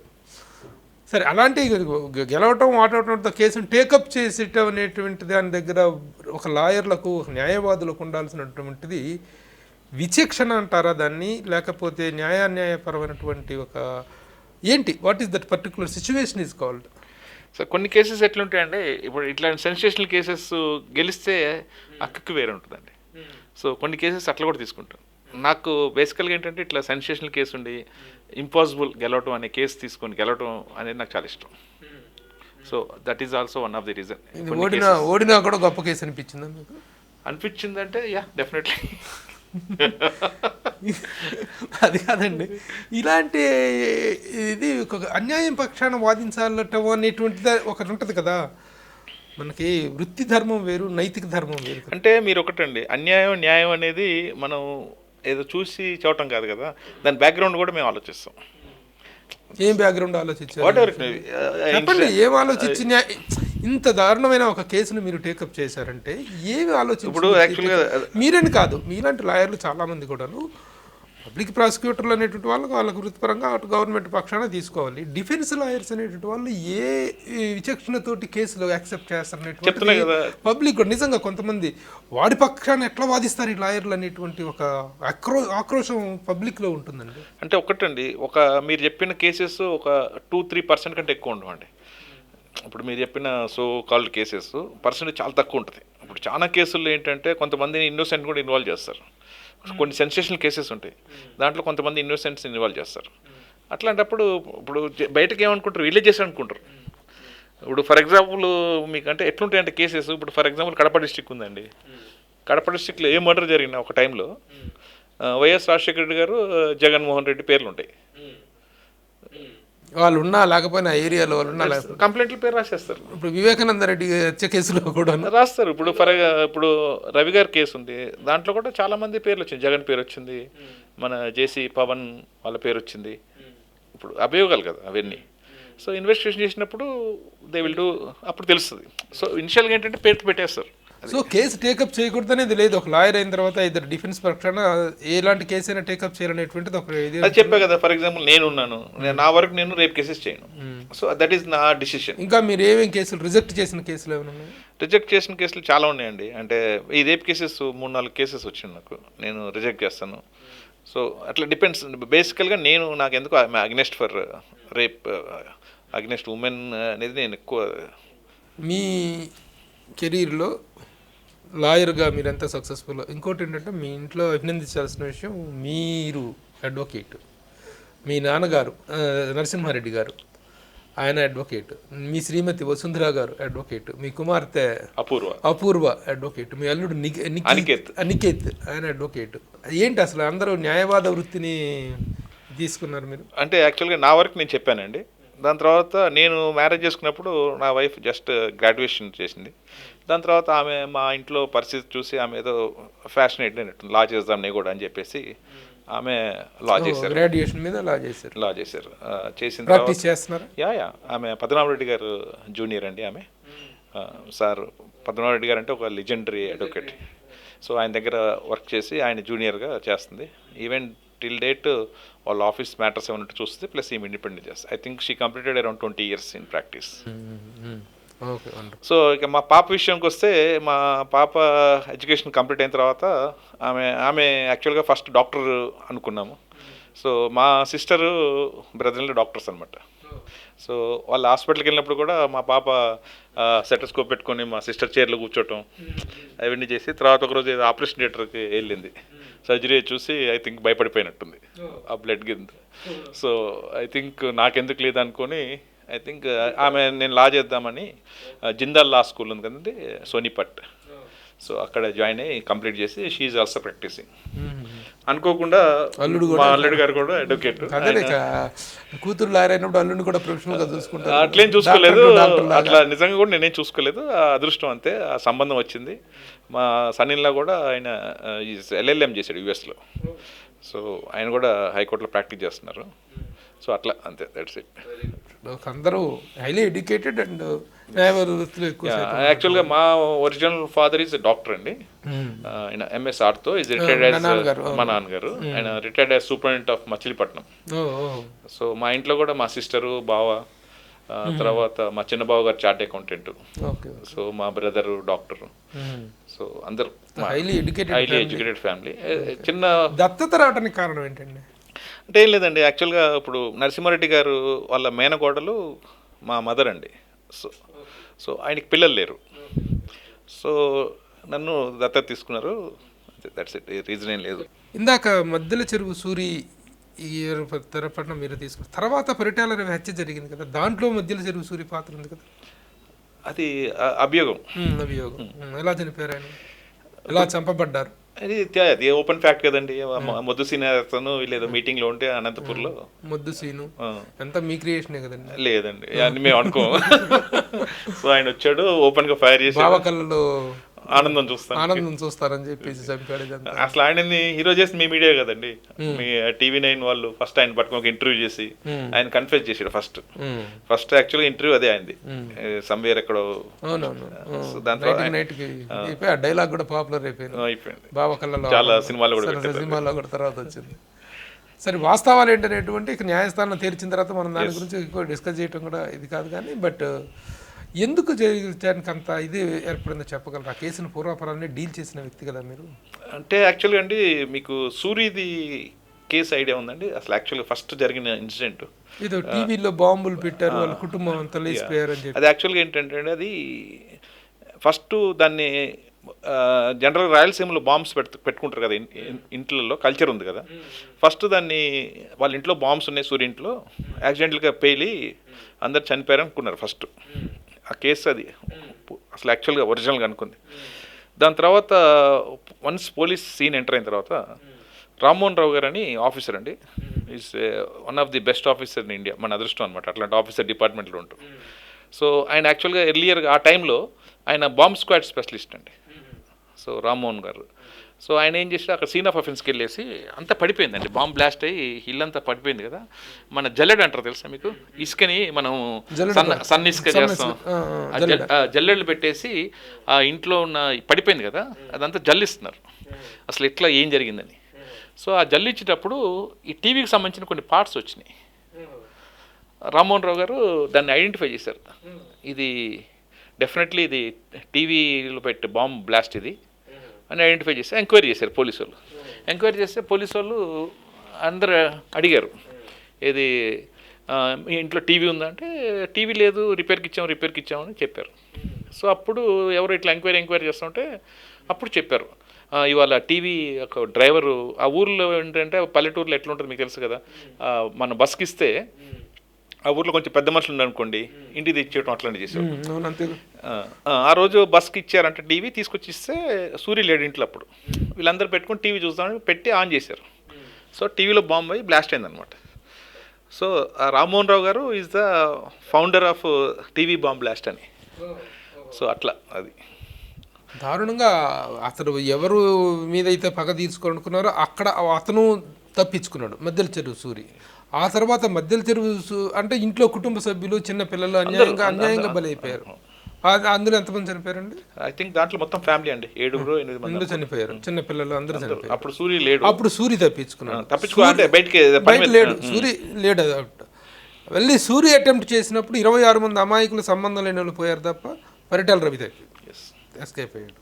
అంత మరణ హోమం అండి, మార్గం అండి. దట్ ఈస్ అంటే ఒకళ్ళ పగలకి వేరే వాళ్ళలో బలైపోవడం డెఫినెట్గా ఉంటుంది కదండి. మరి ఇప్పుడు అది టీవీ బాంబ్ బ్లాస్ట్ అనేది ఇట్స్ అసలు ఐ థింక్ ఫస్ట్ టైం అనుకుంటా మన ఆంధ్రప్రదేశ్లో, అప్పుడు కంబైన్డ్ ఆంధ్రప్రదేశ్ కదా, ఒక కార్లో బాంబ్ పెట్టి బ్లాస్ట్ చేయడం అనేది ఇట్స్ ఫస్ట్ టైం. ఈయన టీవీలో పెడితే ఆయన కార్లో పెట్టారు. ఈయన టీవీలో పెట్టారు, అది పరిటాల రవి చేయించారంటానికి ప్రూఫ్ అయిందండి?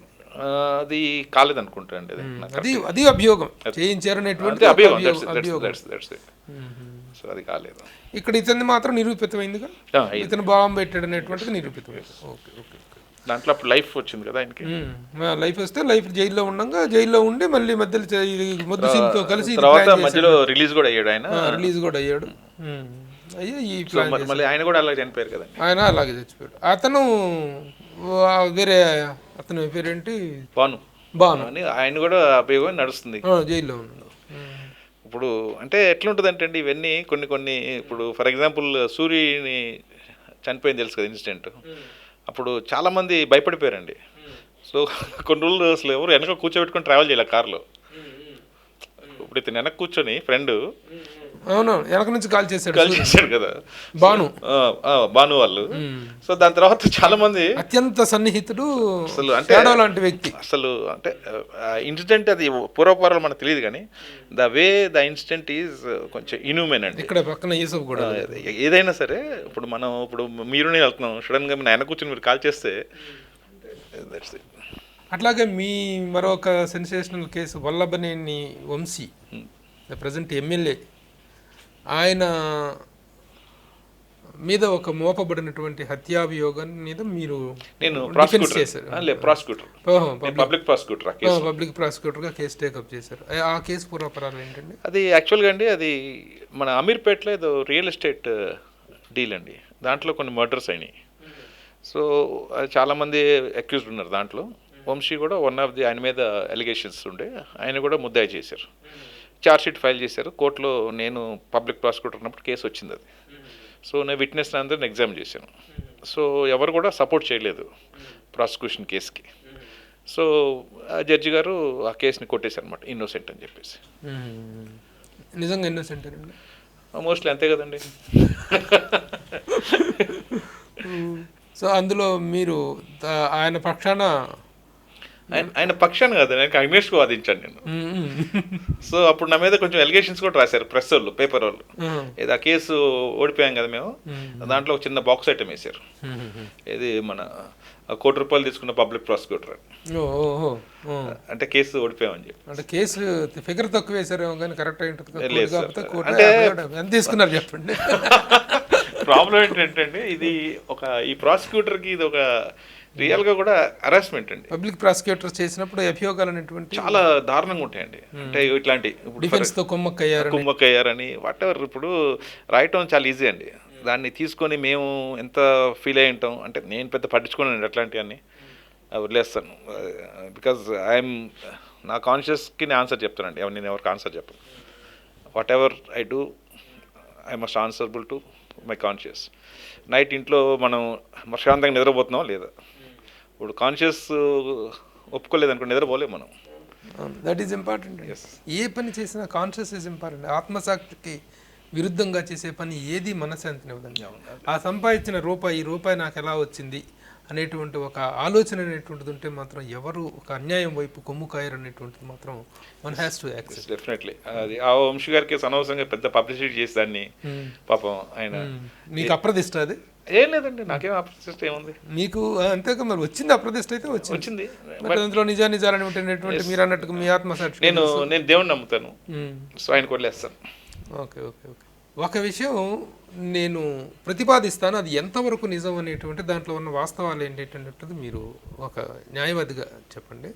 3 ప్రధాన వ్యవస్థలు కరెక్ట్గా పనిచేస్తే సమాజ నాశనానికి కారణమైనటువంటి వ్యవస్థలు 3, సమాజం బాగుపడటానికి కారణమైనటువంటి 3 ప్రధాన వ్యవస్థలు. 1 రాజకీయ వ్యవస్థ, P politician, next P police, next P press.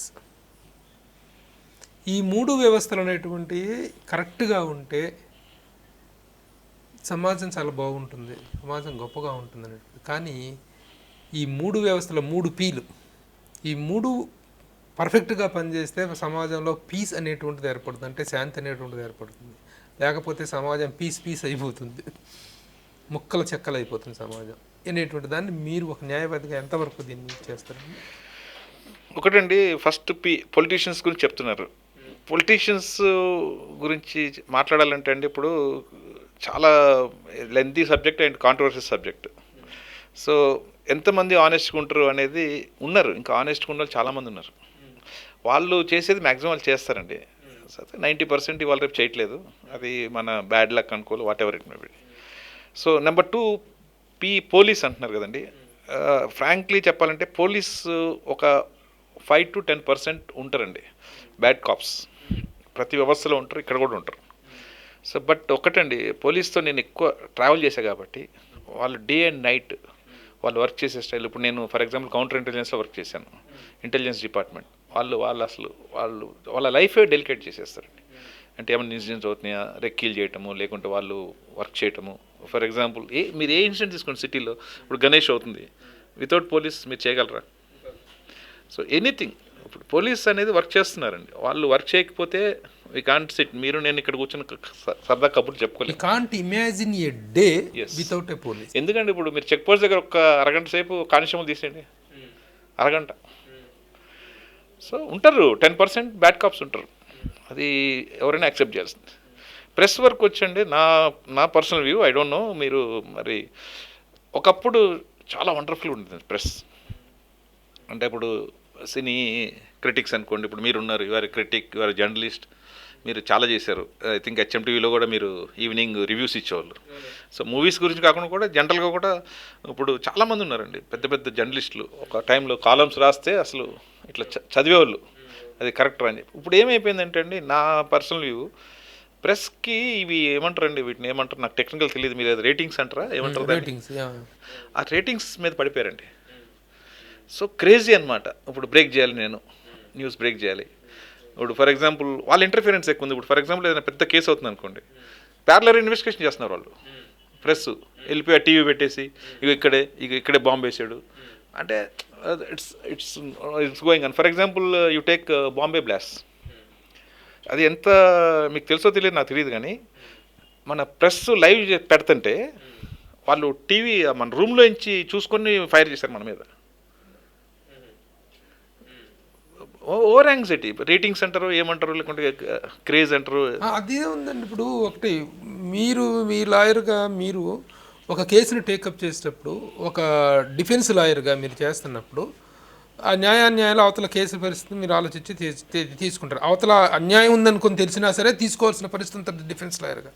అట్లాగే కొన్ని అనౌచిత్యాలు ఏర్పడుతున్నాయని తెలిసినా కూడాను ఇప్పుడు అదే పోలీసులు వాళ్ళు చేసుకున్నారు, అదే లైవ్ చూసేసి మన పోలీసులు కరెక్ట్గా యాక్ట్ చేసి ఉండొచ్చు కదా.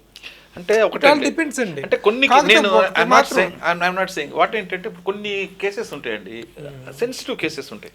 ఫర్ ఎగ్జాంపుల్ వాటిని ఏంటంటే ప్యారలర్ ఇన్వెస్టిగేషన్ అంటారు. అది చేయకూడదు. నేను అనేది కొంత లిబర్టీ ఇవ్వాలి పోలీస్కి, ఇప్పుడు టైం ఇవ్వాలి. ఏది ఏమైనానండి అన్ని వ్యవస్థల్లో కూడాను ఒక అన్వాంటెడ్ ఎలిమెంట్స్, అన్వాంటెడ్ హ్యాపెనింగ్స్ అనేటువంటి జరుగుతున్న నేపథ్యంలో మీ లాయర్లనే, మీ న్యాయ వ్యవస్థనే కాదు, మా మీడియా వ్యవస్థనే కాదు, అటు పొలిటికల్ వ్యవస్థనే కాదు, అటు వైద్య వ్యవస్థనే కాదు, అటు విద్యా వ్యవస్థనే కాదు, ప్రతి వ్యవస్థలో కూడాను ఒక unwanted happenings are happening. Polluted దాన్ని మనం అఫ్కోర్స్ కూర్చొని మనం బాధపడటం, ఒక చర్చించుకోవటం తప్ప ప్రయోజనం లేదు. ఇప్పుడు మీ అదర్ ఫేస్లో రెండు ఉన్నాయి. ఒకటి నిర్మాత, ఒక అభిరుచి గల నిర్మాత, నెక్స్ట్ ఒక ఫ్యాన్, అభిమాని, వీరాభిమాని. ఎవరికి వీరాభిమాని అంటే ఇద్దరికి వీరాభిమాని, జయశ్రెడ్డి గారు. ఆ ఇద్దరు కూడాను, ఒకరు రాజకీయ లెజెండ్, ఇంకొకరు cinema legend. YS Rajasekhara Reddy గారు, ఎన్టీ రామారావు గారు, ఇద్దరు దివంగత మహానటులు, మహానాయకులు, మహా వ్యక్తులు. అలాగే వాళ్ళ వారసత్వాన్ని కూడా మీరు అభిమానంగానే తీసుకున్నారు. మళ్ళీ బాలకృష్ణ గారి అభిమాని, మరి జగన్మోహన్ రెడ్డి గారి ప్రస్తుత పాలన మీద ఆయనకి ఆ అభిమానాన్ని వారసత్వంగా తీసుకున్నాడో తెలియదు. చెప్పండి. నేను ఇద్దరు నాకు ఇష్టమైన లెజెండ్స్ 3 లెటర్స్ అండి, వైఎస్ఆర్, ఎన్టీఆర్. సో మాకు ఎన్టీ రామారావు గారు ఎట్లా అంటే, మేము చిన్నప్పుడు అంటే లైక్ మేము 6th 7th క్లాస్లో ఉన్నప్పుడే 5th 6th 7th అప్పుడు ఎన్టీఆర్ గారు పీక్.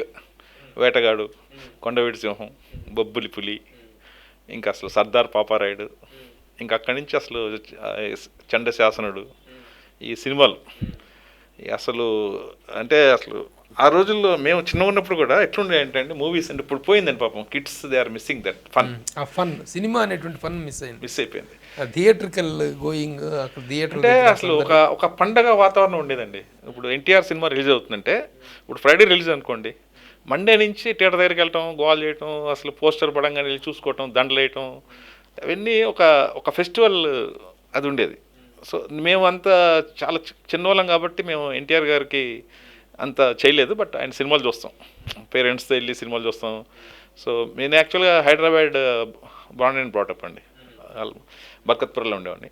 సో మా ఇంటి చుట్టుపక్కల మొత్తం థియేటర్స్, సిటీలో ఉండే థియేటర్స్ మొత్తం మా ఇంటి చుట్టుపక్కలే ఉంటాయి. అవి అన్నీ మహేశ్వరి, పరమేశ్వరి, రాయలు, కిషోరు, మన ప్రభాత్, వెంకటరమణ, కుమార్, ఇక మొత్తం అంటే నేను థియేటర్స్ మధ్యలో మేము ఉండేవాళ్ళం. సో ఏ సినిమా వచ్చినా ఫస్ట్ డే చూస్తాం, ఇట్లాంటివన్నీ చేసేవాళ్ళం. సో ఎన్టీ రామారావు గారిది మేము చిన్నగా ఉన్నాం కాబట్టి పెద్దగా చేయలేకపోయాం, కానీ తర్వాత మేము వయసులోకి వచ్చిన తర్వాత వారసత్వాన్ని బాలకృష్ణ గారి, నందమూరి బాలకృష్ణ గారి అభిమానిగా ఏమేం చేశారు? చాలా ఘనకార్యాలు చేశారని తెలిసింది. అంటే బాలకృష్ణ ఫ్యాన్స్ చెప్తున్నారు కదండి, మేమంతా వీరాభిమానులం కాబట్టి ఫస్ట్ డే సినిమాకి వెళ్ళటం, గోల్ చేయటం, వాటి పేపర్లు వేయటం, వాట్ ఎవర్ థింగ్ చేసి మాకు ఎట్లుండేది ఏంటంటే, అప్పుడు ఐ థింక్ మీకు కూడా తెలిసి ఉంటుంది, మీరు మాకు సీనియర్స్ దీంట్లో. యాక్చువల్గా ఏంటంటే థియేటర్కి వెళ్ళి అదైతే యాక్చువల్గా ఇది ఏంటంటే, మనకి ఫ్రైడే సినిమా రిలీజ్ అంటే మండే రోజు అడ్వాన్స్ బుకింగ్ ఓపెన్ చేసేవాళ్ళండి అన్ని థియేటర్స్లో. మీకు గుర్తుంటుంది, అక్కడ బోర్డు పెట్టి ఆ బుకింగ్ థియేటర్ ముందు అది బాల్కనీ అండ్ కింద క్లాస్కి ఓపెన్ చేసేవాళ్ళు. సో ఏంటంటే ఆ రోజు ఈవినింగ్, మండే ఈవినింగ్కి 3 ఫుల్ అయిపోవాలి. ఫ్రైడే, సాటర్డే, సండే ఆ ఫుల్ కాలేదనుకోండి, ఆ చిరంజీవి ఫ్యాన్స్ కాల్ చేస్తారు అనమాట, అరే ఏం లేదంటారా సినిమా ఫుల్ కాలేదు. అలాగే చిరంజీవి కాకపోతే బాలకృష్ణ ఫ్యాన్స్, ఇట్లా ఎక్కువగా వీళ్ళిద్దరి మధ్య ఎక్కువ ఉండేది. అప్పుడు కృష్ణ గారు అంతా సీనియర్ అయిపోయారు, నెక్స్ట్ బ్యాచ్లో వీళ్ళిద్దరికి టగ్ ఆఫ్ ఓవర్ ఉండేది, మాకు, మా ఫ్యాన్స్కి, వాళ్ళ ఫ్యాన్స్కి. సో ఏంటంటే అప్పుడు మేము ఫుల్ కాకపోతే ఫ్యాన్స్ అందరు కలిసి అమౌంట్ 90% అయిపోతుంది ఫుల్. ఇన్ కేసు ఏదైనా ఒక షో కొన్ని టికెట్స్ ఒక 10-20 మిగిలి కాలేదనుకోండి, అవి మేము కొనేసేవాళ్ళం. కొనేసి ఫుల్ పెడితే అది మాకు ఆ రోజు ఈవినింగ్ ఇంకొక ఇది కూడా చేసేవాళ్ళని తెలిసింది, గుత్తంగా టికెట్లు కొనేసుకుని అదే, చిరంజీవి గారి సినిమా రిలీజ్ అయితే అది ఆ కల్చర్ ఇద్దరం చేసేవాళ్ళం అండి, చిరంజీవి ఫ్యాన్స్ బాలకృష్ణ ఫ్యాన్స్. ఏంటంటే అది ఐ థింక్ మీకు తెలుసో లేదో, ఇప్పుడు సినిమా రిలీజ్ అవుతుంది అనుకోండి, ఒక 30-40 టికెట్స్ కొనేవాళ్ళం, అంటే వేరియస్ ప్లేసెస్లో. ఇప్పుడు బాల్కనీలో ఒక 10, కింద వచ్చేసరికి ఒక 10, దాని బిఫోరు, అట్లా ఒక ప్రతి క్లాస్లో ఒక 5 to 10 టికెట్స్ అట్లా కొనుక్కొని అందరం ఎవరి పాటు వాళ్ళు వెళ్ళి కూర్చునేవాళ్ళం. కూర్చోగానే సాంగ్స్ వస్తాయి కదండి, సాంగ్స్ రాగానే ఎట్ ఎ టైం అందరం లేచి బయటకు వచ్చేయడం అనమాట. అంటే ఒక చిన్న డిస్టర్బెన్స్ క్రియేట్ చేయడం, క్రేజీ ఆ ఏజ్లో మాకు. అంటే ఈ చిరంజీవి గారి సినిమా చిరంజీవి గారి సినిమాకి మేము వెళ్ళి చేస్తే చిరంజీవి ఫ్యాన్స్ వచ్చి బాలకృష్ణ సినిమా చేసేవాళ్ళు. ఏంటంటే ఒక చిన్న టాక్ తీసుకెళ్తాను, సినిమా బాగాలేదు, సాంగ్ బాగాలేదు, ప్రతి పాటకి ఫైట్ ఏదన్నా ఇంపార్టెంట్ ఫైట్, అట్లా లేసి వెళ్ళిపోవడం చేయటం. ఎందుకంటే ఆడియన్స్ లో కూడా చిన్న కన్ఫ్యూజ్ అవుతారు కదా, ఇంతమంది లేసి వెళ్ళిపోతున్నారు ఏంటి సినిమా బాగాలేదు. చాలా మంది ఆడియన్స్ ఏంటంటే పక్కోడు ఒపీనియన్ మీద ఉంటారు, వాడి ఒపీనియన్ కంటే ఎక్కువ. సో అట్లా బాలకృష్ణ ఫ్యాన్స్ చేసేవాళ్ళు, చిరంజీవి ఫ్యాన్స్ చేసేవాళ్ళు. సో అట్లా చాలా రోజులు అయింది. దాని తర్వాత మెల్లమెల్లగా అది తగ్గిపోయింది అనమాట. ఎలా అనిపిస్తాయి ఇప్పుడు ఆ రోజులు గుర్తొస్తాయి? వండర్ఫుల్ అండి, స్వీట్ మెమరీస్.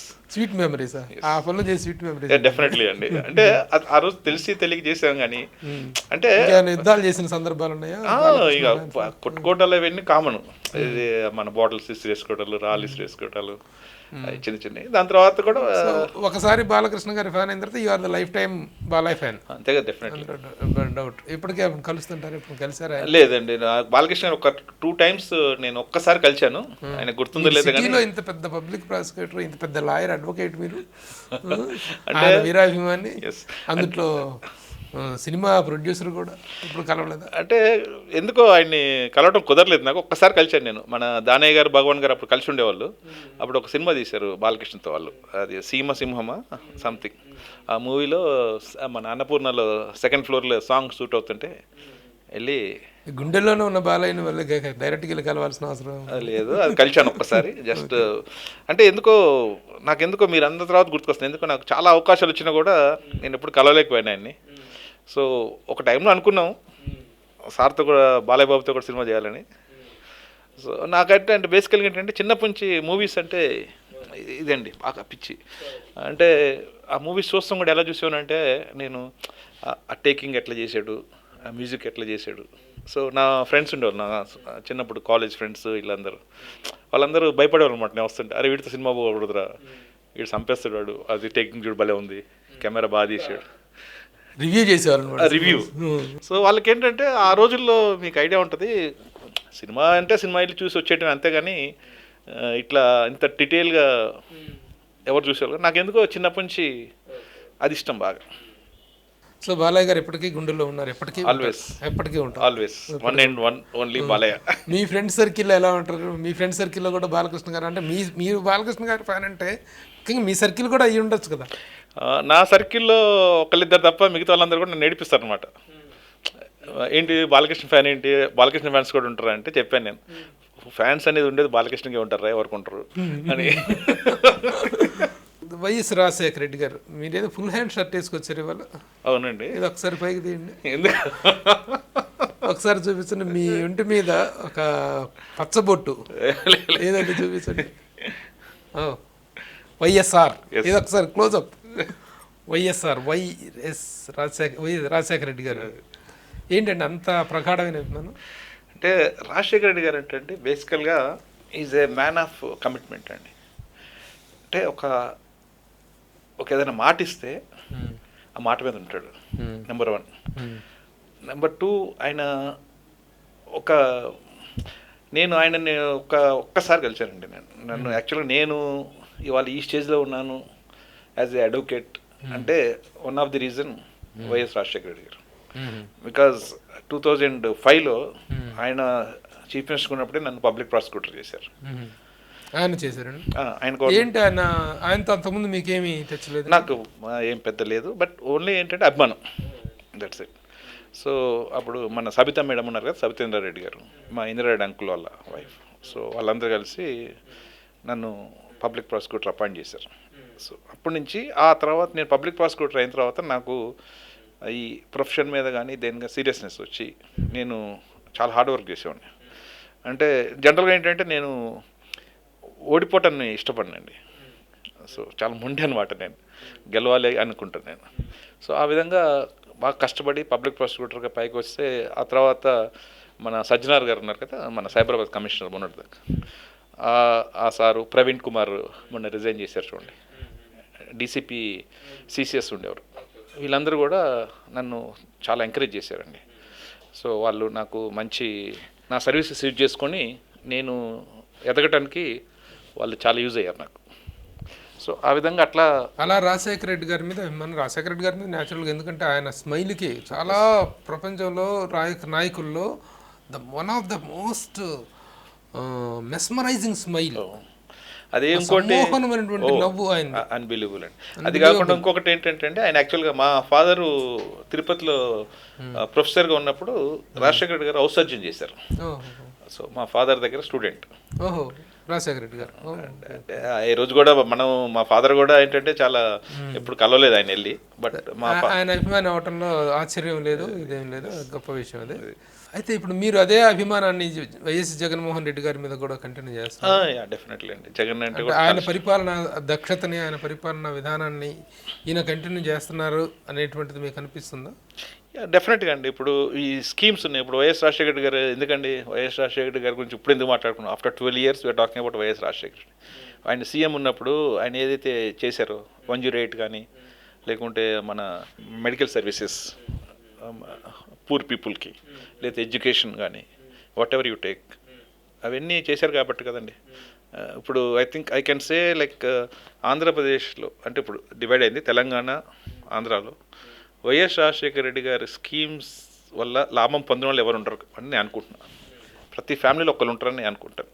ఆయన మీద ఉన్న ప్రశంసలు పక్కన పెడితే విమర్శలు అనేటువంటి మీ దృష్టికి వచ్చినాయి, కానీ వాటిలో సమంజసత్వం ఉంది అనేటువంటి ఆలోచన మీకు ఉందా? అంటే చెప్తాను కదండి, ఇప్పుడు జగన్మోహన్ రెడ్డి గారు కూడా స్కీమ్స్ చేస్తున్నారు. ఇప్పుడు పూర్ పీపుల్ ఏదో what ever education for kids, English medium, లేకుంటే వాట్ ఎవర్ ద స్కీమ్స్. ఇప్పుడు జనరల్గా ఏంటంటే ఇక్కడ ఇష్యూస్ ఏమవుతున్నాయంటే, ఇప్పుడు క్యాపిటల్ ఇష్యూ ఒకటి రైజ్ చేశారు, దాన్ని కాంట్రవర్సీ చేశారు. ఎవరు చేశారు? ఇంకెవరంటే అపోజిషన్ పార్టీ చేస్తుంది. అంటే అది 3 రాజధాని అనేటువంటిది సమర్థనీయం అనేటువంటిది, అంటే ఇది ఇండివిజువల్ అమరావతి అనేటువంటిది 80% రూపుదిద్దుకున్న 70 to 80% రూపుదిద్దుకున్నటువంటి ఒక నగరం.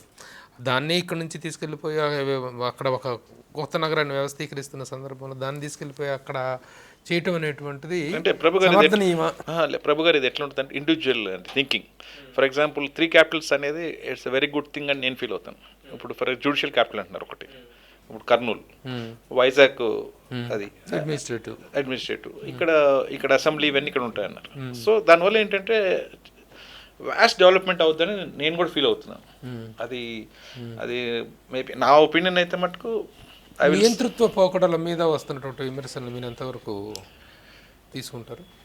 జగన్మోహన్ రెడ్డి ఇప్పుడు ఒకటండి, ఇప్పుడు ఇప్పుడు న్యూస్ చూసే బట్టే కదా మీరు చెప్పేది, నియంత్రణలాగా ప్రవర్తిస్తున్నాడని చెప్పేసి. అది ఏముంటుందండి, డిపెండ్స్ ఇండివిజువల్, ఎవరు వ్యూ వాళ్ళది. సో డెఫినెట్గా మేము ఫీల్ అయ్యేది ఏంటంటే, నేను ఫీల్ అయ్యేది Jagan is doing good administration, but ఏంటంటే డెవలప్మెంట్ ఒకటి లేదనేది ఎవ్రీబడి ఈజ్ ఫీలింగ్. ఒక పర్టికులర్ సామాజిక వర్గం మీద కక్షపూరితమైనటువంటి ధోరణితో వ్యవహరిస్తున్నాడు అనేటువంటి విషయం చాలా బహిరంగ చర్చ అయింది ఆంధ్రప్రదేశ్లో. ఇప్పుడు రాజకీయ ప్రత్యర్థులు అనేటువంటి వాళ్ళు ఎప్పుడూ ఉంటారు. మీ రాజకీయ ప్రత్యర్థి చంద్రబాబు నాయుడు గారు, తెలుగుదేశంలో కొంతమంది నాయకులు. ఆ పర్టికులర్ నాయకత్వాల మీద, ఆ వ్యక్తుల మీద తీసుకోవాల్సినటువంటి ప్రతీకారాన్ని, కక్షను గ్యారంటీగా ఉంటాయి. మనుషులన్నింటి వాళ్ళేమి ఉప్పు కారం తిన్నప్పుడు అవేమి లేకుండా ఏమి ఉండరు. కానీ ఆ వ్యక్తుల మీద తీర్చుకోవాల్సిన ప్రతీకారాన్ని వ్యవస్థ మీద తీర్చుకుని, ఒక కులం మీద, ఒక సామాజిక వర్గం మీద తీర్చుకుంటున్నాడు అనేటువంటిది నిర్వివాదాంశమైన అంశము, నిర్వివాదాంశమైన నిజము అనేటువంటిది ప్రతి ఒక్కరు యాక్సెప్ట్ చేస్తున్నారు, ప్రతి ఒక్కరు డిస్కస్ చేస్తున్నారు. ఇందులో ఎంతవరకు నిజం ఉంది? ఒకటండి, ఇప్పుడు మీరు అన్నది, ఇప్పుడు అమరావతి తీసుకుంటే మీరు ఒకసారి వెరిఫై చేయండి ఒకసారి, లేకుంటే ఎంతమంది వేరే కులం సంబంధించిన ల్యాండ్స్ ఉన్నాయి, వాట్ ఎవర్ థింగ్ అనేది. ఇప్పుడు అది కాదు కదా, అమరావతి అనేది ఇట్స్ ఎ స్మాల్ ప్లేస్. ఆ ప్లేస్లో అది అనేది అది తీసుకోవడం అనేది కొంచెం వెరీ బ్యాడ్. అది ఎవరు తీసుకున్నా సరే కుల ప్రస్తావన రావడం అనేది తప్పండి. అది ఏ కులమైన ఉండదు. కుల ప్రస్తావన రావడం అనేది కాదు, ఇందులో క్లియర్గా కనిపిస్తుంది కమ్మ సామాజిక వర్గం మీద కక్షతోనే ఈయన రాజధాని అనేటువంటిది అక్కడ వాళ్ళ పెట్టుబడులు ఉన్నాయి అనేటువంటి దాంతోనే ఎక్కువగా ఫోకస్ చేస్తున్నాడు తప్ప వ్యక్తుల మీద ప్రతీకారం తీర్చుకోకుండా ఒక కులాన్ని, ఒక సామాజిక వర్గం మొత్తాన్ని టార్గెట్ చేస్తున్నాడు అనేటువంటిది ఒకటి ఉంది. దాన్ని ఎంతవరకు మీరు ఏకీపిస్తారు? అండి అదే చెప్తున్నా అండి నేను. దానికి ఆన్సర్ మన కొడాల నాని గారు అసెంబ్లీలో ఇచ్చారు కదండి. ఇప్పుడు మీరు చూసుంటే అసెంబ్లీలో లైవ్లోనే ఇచ్చారు ఆయన. ఏది వైజాగ్ షిఫ్ట్ చేస్తున్నాము అంటే వైజాగ్లో ఎవరున్నారు, ఏ కులం సంబంధించిన వాళ్ళు ఉన్నారు, వాళ్ళు ఎవరు అనేది ఆయనే చెప్పారు, అసెంబ్లీలో చెప్పాడు కదా. సో ఇంకా మనం ఇంకేముంటుంది, ఆయన ఓపెన్గా అసెంబ్లీ కాదంటారా మీరు? దాన్ని డినే చేస్తారా మీరు? డెఫినెట్గా అండి. ఇప్పుడు నేను కొడాలి నాని గారు చెప్పారనేటువంటిది ఆయన అసెంబ్లీలో ఆయన విత్ ఫిగర్స్ ఇచ్చాడు అండి. ఆయన విత్ ఫిగర్స్ ఇచ్చాడు. ఏంటి ఓపెన్ అక్కడ వైజాగ్కి షిఫ్ట్ అయ్యే ఒక విషయాన్ని మాత్రమే మనం పరిగణనలోకి తీసుకోకుండా మొత్తం స్టేట్లో ఒక సామాజిక వర్గాన్ని టార్గెట్ చేస్తున్నారు అనేటువంటి దాన్ని రూపుమాపుకోవాల్సిన అవసరం ఉందా లేదా? అంటే యాక్చువల్గా అండి అది నేను అగ్రి అయితే కానండి. వాళ్ళు టార్గెట్ చేసి చేస్తున్నారు అనేది నేను అగ్రి కాను. బట్ ఓకే, ఇప్పుడు మీరు అగ్రి అవ్వాలని మిమ్మల్ని ఒప్పించడం కోసం నేను ప్రయత్నించడం కూడా కరెక్ట్ కాదండి. టైం విల్ ఒక విషయాన్ని, ఒక విమర్శని మీ ముందుకు తీసుకొచ్చారు. ఆ విమర్శలో మీరు ఎంతవరకు చెప్తారనేటువంటి మీ అభిప్రాయం ఏంటనేటువంటిది వేరే విషయం. సో మీరు you are certifying Jagan's governance waste governance బాగా చేస్తున్నాడు అండి. బట్ కొన్ని ప్లేసెస్లో is not doing good. What are those places? Can you అది డెవలప్మెంట్ అండి. Development of state. డెవలప్మెంట్ అనేటువంటిది లేనప్పుడు ఇంకేముంటుంది? చేయాలి. Development is the main thing. అంటే మెయిన్ క్రైటీరియా కదా. ఆయన వచ్చి 2.5 years అయింది కదండి. సో ఇంకా 2.5 years అనేటువంటిది డెవలప్మెంట్కి పునాదులు లేసి పిల్లర్స్ లేవాల్సిన పరిస్థితి అండి. ఇంకా గోవులు తోకునే పరిస్థితిలో ఉండకూడదు 2.5 years అనేటువంటిది. అంటే ఒక స్పాన్ అంటే ఇవ్వాలండి ఇప్పుడు ఎవరికైనా సరే. ఇప్పుడు మనది కొత్త స్టేట్ నెంబర్ 1. అట్లాగే రాజకీయాలలో బుకాయింపు సెక్షను, దౌర్జన్యపూరితమైనటువంటిది, అన్పార్లమెంటరీ పదజాల ప్రయోగం అనేటువంటిది బాగా తీవ్రంగా జరుగుతుంది అనేటువంటి ఒక విమర్శ ఉంది. దాన్ని మీరు ఎంతవరకు సమర్థిస్తారు? ఒకటండి, ఇప్పుడు అంటే మీరు as per Jagan is concerned, మీరు ఈ 2.5 years ఆయన సేమ్ అయిన తర్వాత మీరు ఏ ప్రెస్ మీట్ అయినా చూడండి ఎక్కడన్నా ఆయన ఎక్కువ రియాక్ట్ కాడు. Is never used abusive language. I'm not talking particular Jagan గారి విషయానికి వస్తే రియల్లీ అంత డీసెంట్ ప్రజెంటేషన్ ఆఫ్ హిమ్సెల్ఫ్ అనేటువంటిది మనం ఎక్కడ చూడమండి. మళ్ళీ అట్ ద సేమ్ టైం నేను మాట్లాడుతున్నాను యాజ్ ఏ అంత ధైర్యము, అంత మొండితనము, అంత పట్టుదల, అంత ఆర్గనైజింగ్ కెపాసిటీ, మైండ్ బ్లోయింగ్ అండి, నిజంగా మైండ్ బ్లోయింగ్.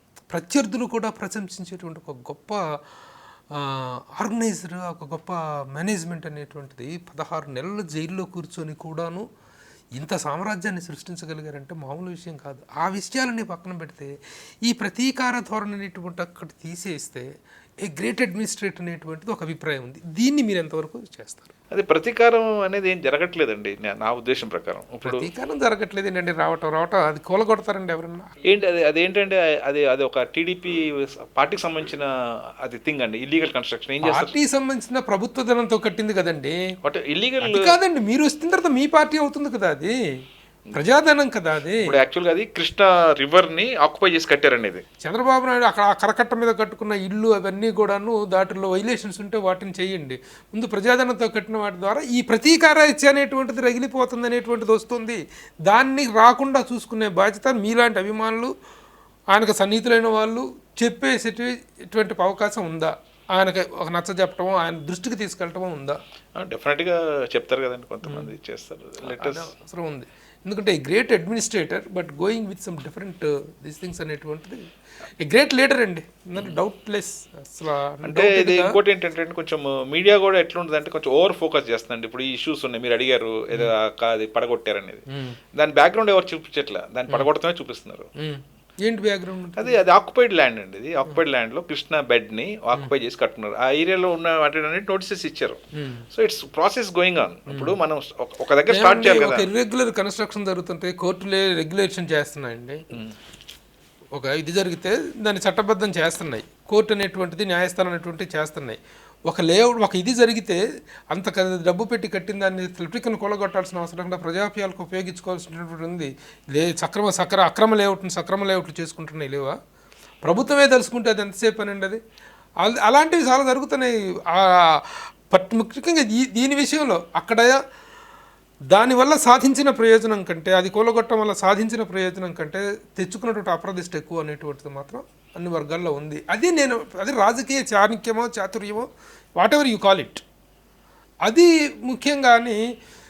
ఇప్పుడు దీనికి ఈ కంపారిజన్ ఎక్కడి నుంచో వస్తుంది? ఇప్పుడు కంపారిజన్ కాదు, ఇప్పుడు స్టాలిన్ చేసినటువంటి విషయాల్లో స్టాలిన్ ఆవిడ ప్రారంభించినటువంటి క్యాంటీన్ రన్ చేయటం ద్వారా, ఆవిడ పోస్టర్లని అవమానించిన వాళ్ళకి హెచ్చరికలు జారీ చేయటం ద్వారా ఒక ఒక సుహృద్భావ వాతావరణాన్ని క్రియేట్ చేయగలిగారు. అలాంటి వాతావరణం చేయడానికి ఎందుకు చేయలేకపోతున్నారు? ఒక మతపరమైనటువంటి అశాంతి, అస్థిరత్వం, ఒక రాజకీయపరమైన అస్థిరత్వం, ఆర్థికపరమైన అస్థిరత్వం, వీటన్నిటినీ మీరు సరైన రీతిలో సమాధానం చెప్పటం ఒకటైతే, చెప్పలేకపోవటం ఒకటైతే, విపరీతమైన బుకాయింపు ధోరణి అనేటువంటిది ఎక్కువైపోయింది. ఇప్పుడు అది చెప్తాను కదండి, డిపెండ్స్. ఇప్పుడు for example recently Ganesh issue raise చేశారు వాళ్ళు. యాజ్ పర్ సెంట్రల్ గవర్నమెంట్ దాని ప్రకారమే వాళ్ళు అది ఫాలో కమ్మన్నారు గైడ్ లైన్స్. ఇది ఓవర్ క్రౌడెడ్ కావద్దు, పెద్ద పెద్ద విగ్రహాలు పెట్టద్దు, పబ్లిక్ చేయొద్దు. అది సెంట్రల్ గవర్నమెంట్ అయితే మరి అది బాంబేలో కూడా జరిగి ఉండాలి కదండి. ప్రతి దగ్గర జరుగుతుందండి. ఇప్పుడు తెలంగాణలో కూడా జరుగుతుంది. అది కాదు, బాంబేలో అంత స్ట్రిక్ట్ గా జరగట్లేదు కదా. మీరు సెంట్రల్ గవర్నమెంట్ అంటున్నారు, ఓకే, అది దేశవ్యాప్తంగా అమల్లోకి వచ్చినటువంటి కోడ్ అయినట్లయితే, హెల్త్ కోడ్ అయినట్లయితే అన్ని రాష్ట్రాల్లో అన్ని చోట్ల సమప్రాతిపదిక మీద జరగాలి.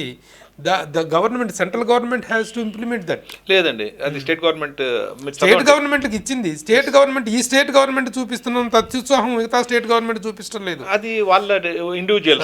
సార్ చెప్పకండి సార్. సరే ఓకే, మీరు సమర్థించుకునే పొజిషన్లో మీరు ఉన్నారు కాబట్టి మీరు సమర్థించట్లేదు. నిర్మాతగా శేషురెడ్డి ఒక అద్భుతమైన సినిమా తీశారు మీరు, కరెక్ట్గా ఈ రోజుకి 20 సంవత్సరాలు. ఇట్లు శ్రావణి సుబ్రహ్మణ్యం ఎంతోమందికి లైఫ్ ఇచ్చినటువంటి సినిమా, ఒక పునర్జన్మనిచ్చినటువంటి సినిమా.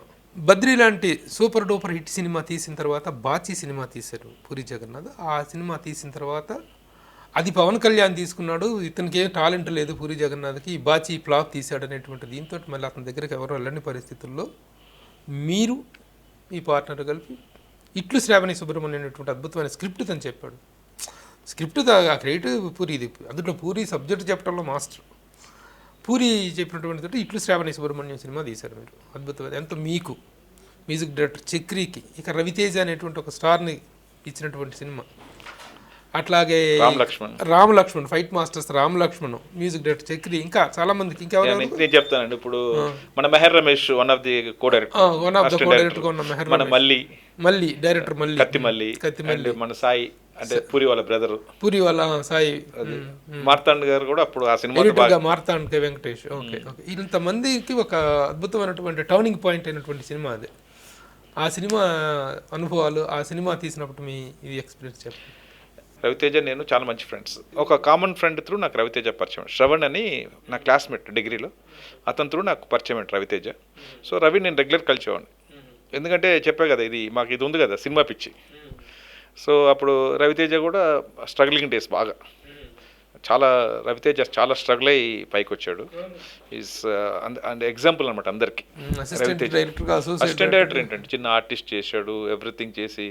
రవి ఒకటే అనేటువంటి రవితేజ నాకు సినిమా తప్ప ఇంకోటి రాదు అని, అది నమ్ముకున్నాడు. అట్లా మేము రెగ్యులర్ కలిసేవాళ్ళం రవితేజని. సో ప్లస్ ఇంకోటి ఏంటంటే రవితేజ కొంచెం నా జడ్జిమెంట్ పైన కొంచెం నమ్మకం. మీ జడ్జిమెంట్ మీద అంటే వీడు బాగుంటుంది, టేస్ట్ బాగుంటుంది అనేది ఒక చిన్న ఒపీనియన్ ఉంది రవితేజ. సో ఏదన్నా ఎప్పుడైనా డిస్కషన్ చేసేవాళ్ళం సినిమాల గురించి. అయితే ఒకసారి ఇట్లానే యాక్సిడెంటల్గా అరే నేను మేము ఇద్దరం రాపు అనుకుంటాం, అరే వరే ఫ్రెండ్స్, అరే నేను ఒక సబ్జెక్ట్ విన్నాను రా పూరి జగన్నాథ్ అనే దగ్గర, చాలా బాగుంది, నువ్వు సరదా ఒకసారి విను, నీకు ఎట్లా వస్తూ చెప్పు అని అన్నాడు. తను అన్నాడు రవితేజ. అంటే అప్పుడు నాకు వేణుగోపాల్ రెడ్డి అని నా క్లోజ్ ఫ్రెండ్ అండి, ఆయన నేను బాగా క్లోజ్ ఉండేవాళ్ళం. ఆల్మోస్ట్ మా ఇద్దరు రిలేషను ఇప్పటికి 28-29 ఇయర్స్ అయింది. So very close. సో జనరల్గా చాలా మంచి రిలేషన్ మా ఇద్దరికి ఎప్పుడు కూడా.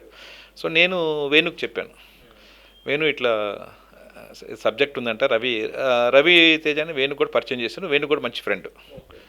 సో ఇట్లా సబ్జెక్ట్ ఉందంటే వేణు కొంచెం మూవీస్ అవి అనేది పెద్ద ఎక్కువ ఇంట్రెస్ట్ ఉండదు, అంటే చూస్తాడు అంతే కానీ ఓ అని అట్లా పెద్ద ఇంట్రెస్ట్ ఉండేది కదా. బట్ ఏంటంటే నేను చెప్పంగానే నా మీద అభిమానంతో దీంతో సరే ఇలా ఇందాము అని నేను వేణు రవితేజ మన పూరి గారి ఆఫీస్ ఇక్కడ అమీర్పేట సందులో ఉండేది, ఉండేది. అవును, ఆ చర్మ సందులో, అవును, ఆ రైట్ సైడ్ ధర్మాసంలో అపార్ట్మెంట్స్. సాయంత్రాల పూట మేము పూరి అందరం కలిసి వాళ్ళు అక్కడ కూర్చొని టీలు దమ్ములు ఓకే, వెళ్ళాము.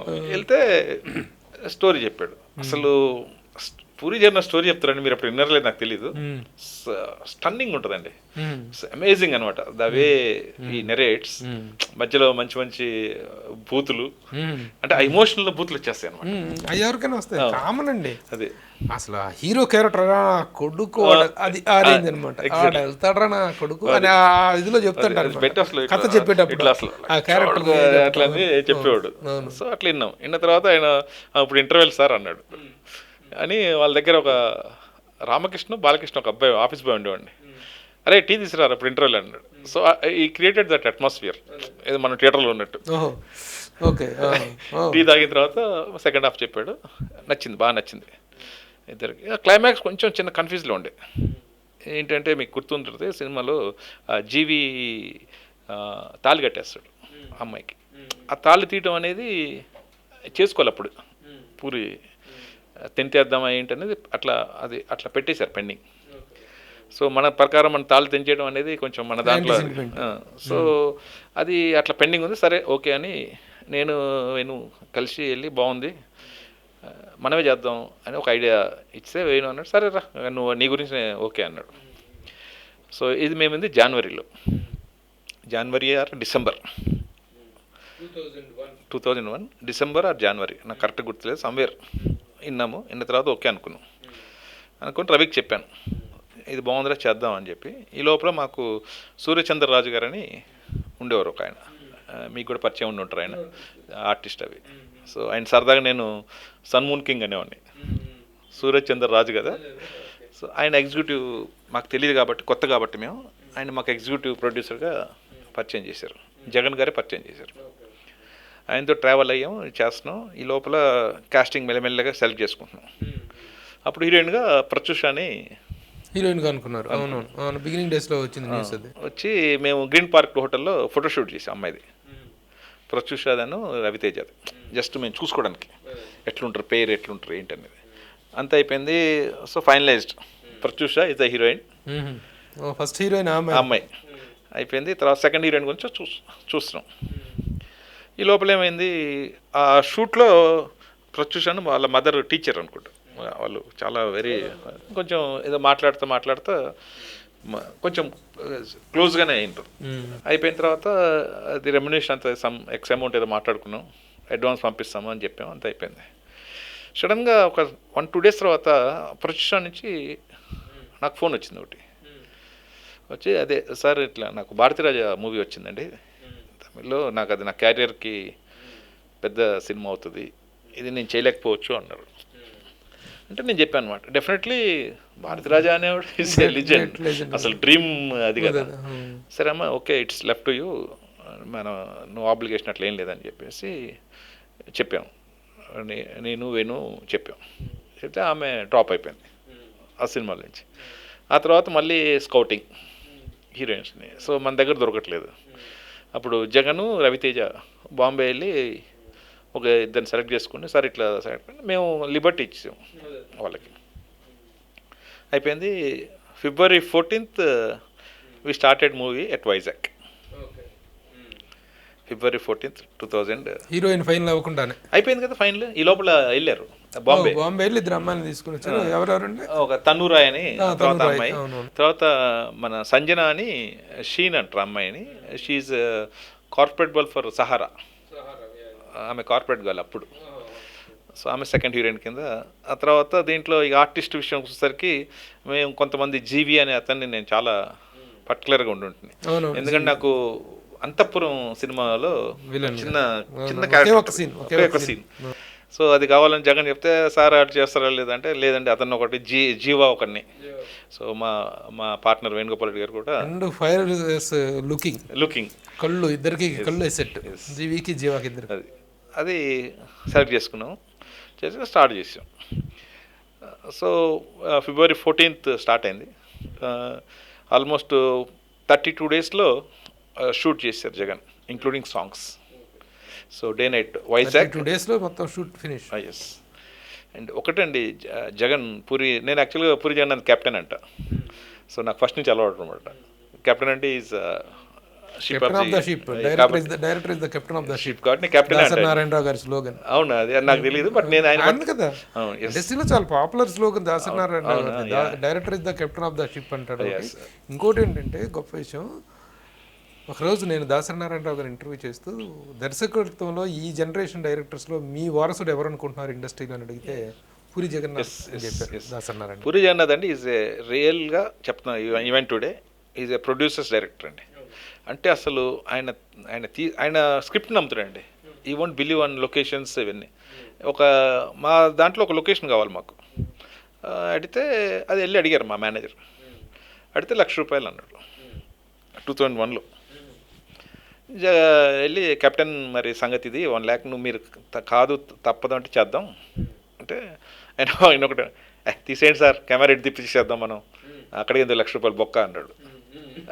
ఆయన స్టైల్ దట్ ఈస్ రియల్ అండి. దర్శకుడికి కావాల్సిన ఇదండి.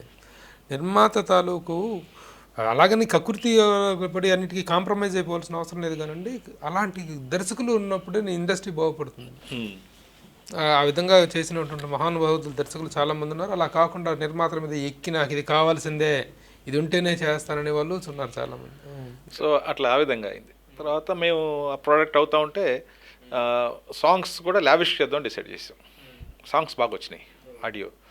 సో సెట్స్ వేసి అన్నపూర్ణలో 2nd floor 3rd floor ఉంటుంది కదా, వెనక బ్యాక్ సైడ్ 2 sets వేసి సాంగ్స్ చేస్తుంటే అప్పుడు మన కృష్ణవంశీ గారు, నాగబాబు గారు వీళ్ళందరూ వచ్చేవాళ్ళు షూటింగ్కి సరదా. అంటే మా గురించి కాదు, మన జగన్ అని. అప్పుడు వాళ్ళు కొంచెం షాక్ అయ్యారు, వీళ్ళెవర్రా రవితేజ మీద ఇంత సెట్స్ గిట్స్ వేసి మన డాన్సర్స్ని పెట్టి బాగా చేస్తున్నారని వాళ్ళు కొంచెం చిన్న అది.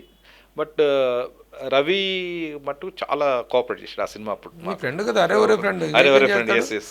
మా దత్తు గారు మా కెమెరామెన్. అసలు ఆయన దత్తు ఇల్లేరేస్ అనమాట. చిరంజీవి గారు దత్తు అంటావు. చిరంజీవి గారు దత్తు, నేను అన్నయ్య అంటాను. అసలు ఆయన ఉంటే సందడే సందడి, వండర్ఫుల్. అసలు గోల చేసేవాడు. సరే అయిపోయింది. Sravani Subrahmanyam release wonderful success. తొలి నిర్మాతలు ఎవరి నిర్మాతలు అనేటువంటి ఇదిలో అందరూ ఐబ్రో లిఫ్టింగ్ రేంజ్లో చూశారు మీ వైపు. అయిపోయింది. ఇడియట్ అనే సినిమా కూడా మీరే చేయాల్సిందే, కానీ ఇడియట్ అనే సినిమాను మీరు చెయ్యనని చెప్పేసి రిజెక్ట్ చేశారని తెలిసింది. రీజన్ ఇడియట్ అనే టైటిల్ నచ్చక. ఎందుకు అలా జరిగింది? అవునండి, యాక్చువల్గా ఇడియట్ అనే టైటిల్ నచ్చలేదండి ఫస్ట్. మా పార్ట్నరు అండ్ నేను కూడా ఇడియట్ అనే సినిమా ఏంటి, ఇప్పుడు ఇడియట్ అనేది ఒక తిట్టు.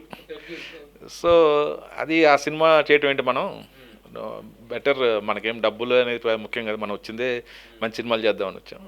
ఇడియట్ అనే టైటిల్ వద్దు అనుకున్నాం మేము ఇద్దరం. సో వాళ్ళు దానికి యాక్సెప్ట్ చేయలేదు. ఒక టైటిల్ గురించి అంత మంచి సినిమా, అంత హిట్ సినిమాని వదులుకున్నామనే రిగ్రెట్స్ ఎప్పుడైనా ఫీల్ అవుతున్నారా? లేదండి, ఎప్పుడు ఫీల్ కాలేదు. వన్స్ మేము డిసిషన్ తీసుకున్న డిసిషన్. ఇప్పుడు డబ్బులు రావచ్చు పోవచ్చు, అది పెద్ద ఇష్యూ ఏం కాదు. మీకు ఇట్లు శ్రావణి సుబ్రహ్మణ్యం ఒక పొయిటిక్ టైటిల్తో అద్భుతమైన విజయాన్ని ఇచ్చినటువంటి దర్శకుడు పూరి జగన్నాథ్. ఆ తర్వాత తీసినవన్నీ తిట్లే, పోకిరి, ఇడియట్టు, తర్వాత ఇంకా చాలా ఉన్నాయి, లాఫర్, ఏవో టైటిల్స్ అన్నీ తిట్లే. దాని మీద మీ కామెంట్ ఏంటి, ఏమంటారు? అలాంటి టైటిల్స్ తోటి టైటిల్స్తో సినిమాలు తీయటాన్ని మీరు అంటే యాక్చువల్గా ఏంటంటే కొంచెం పూరి జగన్నాథ్ రెబెల్. సో ఏదైనా సరే ఆయన మెంటాలిటీ కానీ ఆయన బిహేవియర్ కానీ కొంచెం రిబల్ ఆయన బాగా, ద వే ఆఫ్ టాకింగ్ కానీ. సో ఆయనకు అది ఇష్టం, because you want to prove himself. So డెఫినెట్గా ఆయన వర్షన్ ఈజ్ కరెక్ట్, నా వర్షను చెప్పా కదా, డిపెండ్స్. సరే ఇప్పుడు మరి అంత సినిమా తర్వాత సరే ఇడియట్ వదిలేసుకున్నారు, టైటిల్ నచ్చలేదని చెప్పి తర్వాత మీరు కొన్ని సినిమాలు తీశారు కదా, కానీ ఒక సీజనల్ ప్రొడ్యూసర్గా, ఒక రెగ్యులర్ ప్రొడ్యూసర్గా మీరు ఎందుకు టర్న్ కాలేకపోయారు? యాక్చువల్గా అండి దాని తర్వాత కూడా నేను మా వేణు చాలా సినిమాలు, అంటే 1-2 సినిమాలు ప్లాన్ చేసామండి. దానికి మేము ఒక టైటిల్ కూడా పెట్టాం, వెంకట్ బిఏ అని. వెంకట్ బిఏ. సో దానికి స్టోరీ అంతా రెడీ చేసుకున్నాం. ఆల్మోస్ట్ మేము అనుకున్న కాస్టింగ్ ఆ వెంకట్ బిఏకి మన గోపీచంద్ ఉన్నాడు కదండి, hero Gopichand is a good friend of mind. నాకు వాళ్ళ ఫాదర్ అంటే బాగా ఇష్టం కాబట్టి చాలా క్లోజ్గా ఉండేవాడు గోపీచంద్. ప్రభాస్ అనుకున్నాం అప్పుడు, అప్పుడు ఇంకా ప్రభాస్ అప్పుడప్పుడే ఐ థింక్ జయంతి గారి సినిమా రిలీజ్ అయినట్టుంది.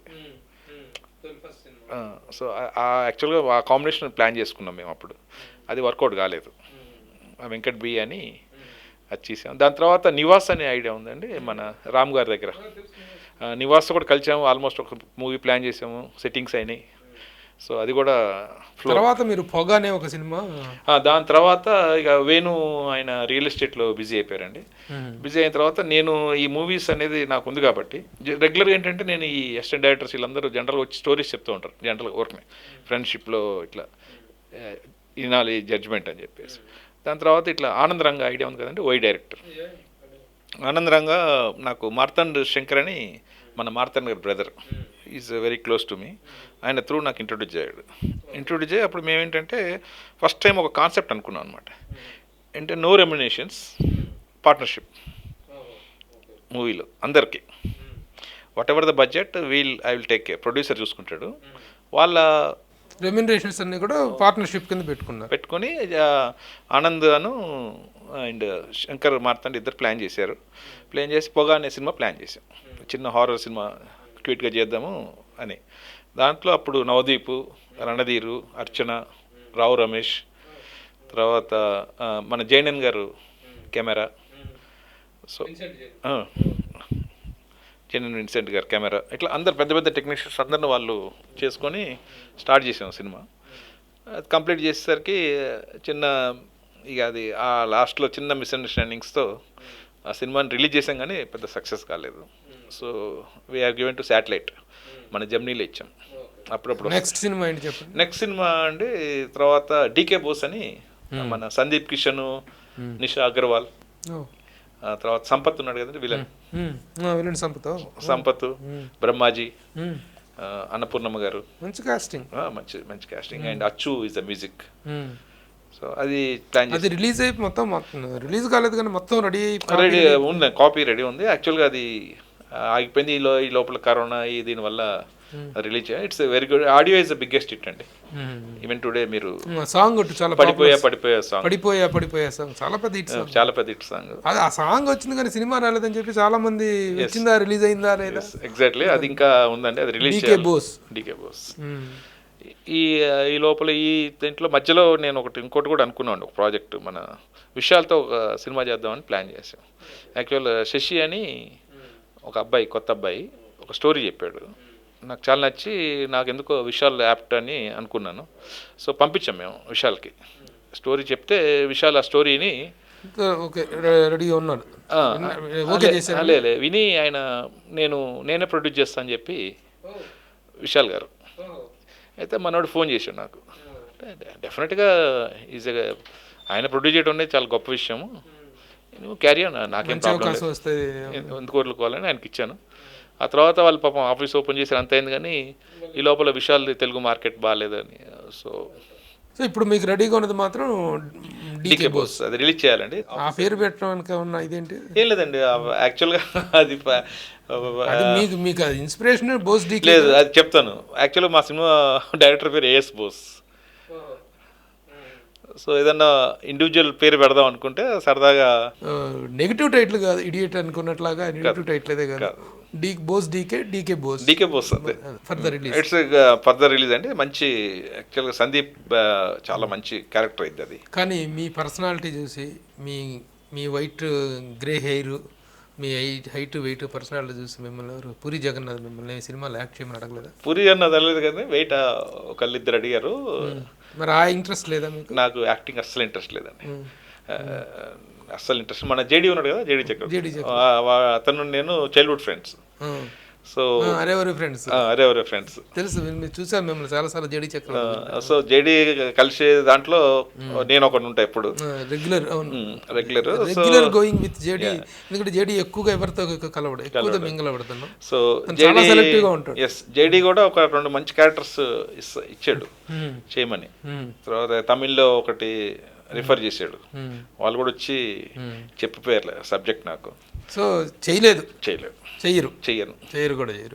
కానీ మీ అలవాట్లు చాలా విచిత్రంగా ఉంటాయి. ఈ పర్సనాలిటీ చూస్తే పెద్ద మందుబాబు, చాలా జలసా పురుషుడు, చాలా ఆ బొట్టు ఒకటి కాపాడుతుంది మిమ్మల్ని. అది లేకపోతే మంచి జలసా పురుషుడు అనేది ఉండదు. కానీ మీ చాలా విచిత్రమైన హ్యాబిట్ ఒకటి విన్నాను మీ గురించి. ఫ్రెండ్స్ అందరూ కలిసి కారు వేసుకొని ఎక్కడికన్నా గీవాలు వెళ్తారు, కానీ ఒక మందు తాగరు, ఒక ఇది.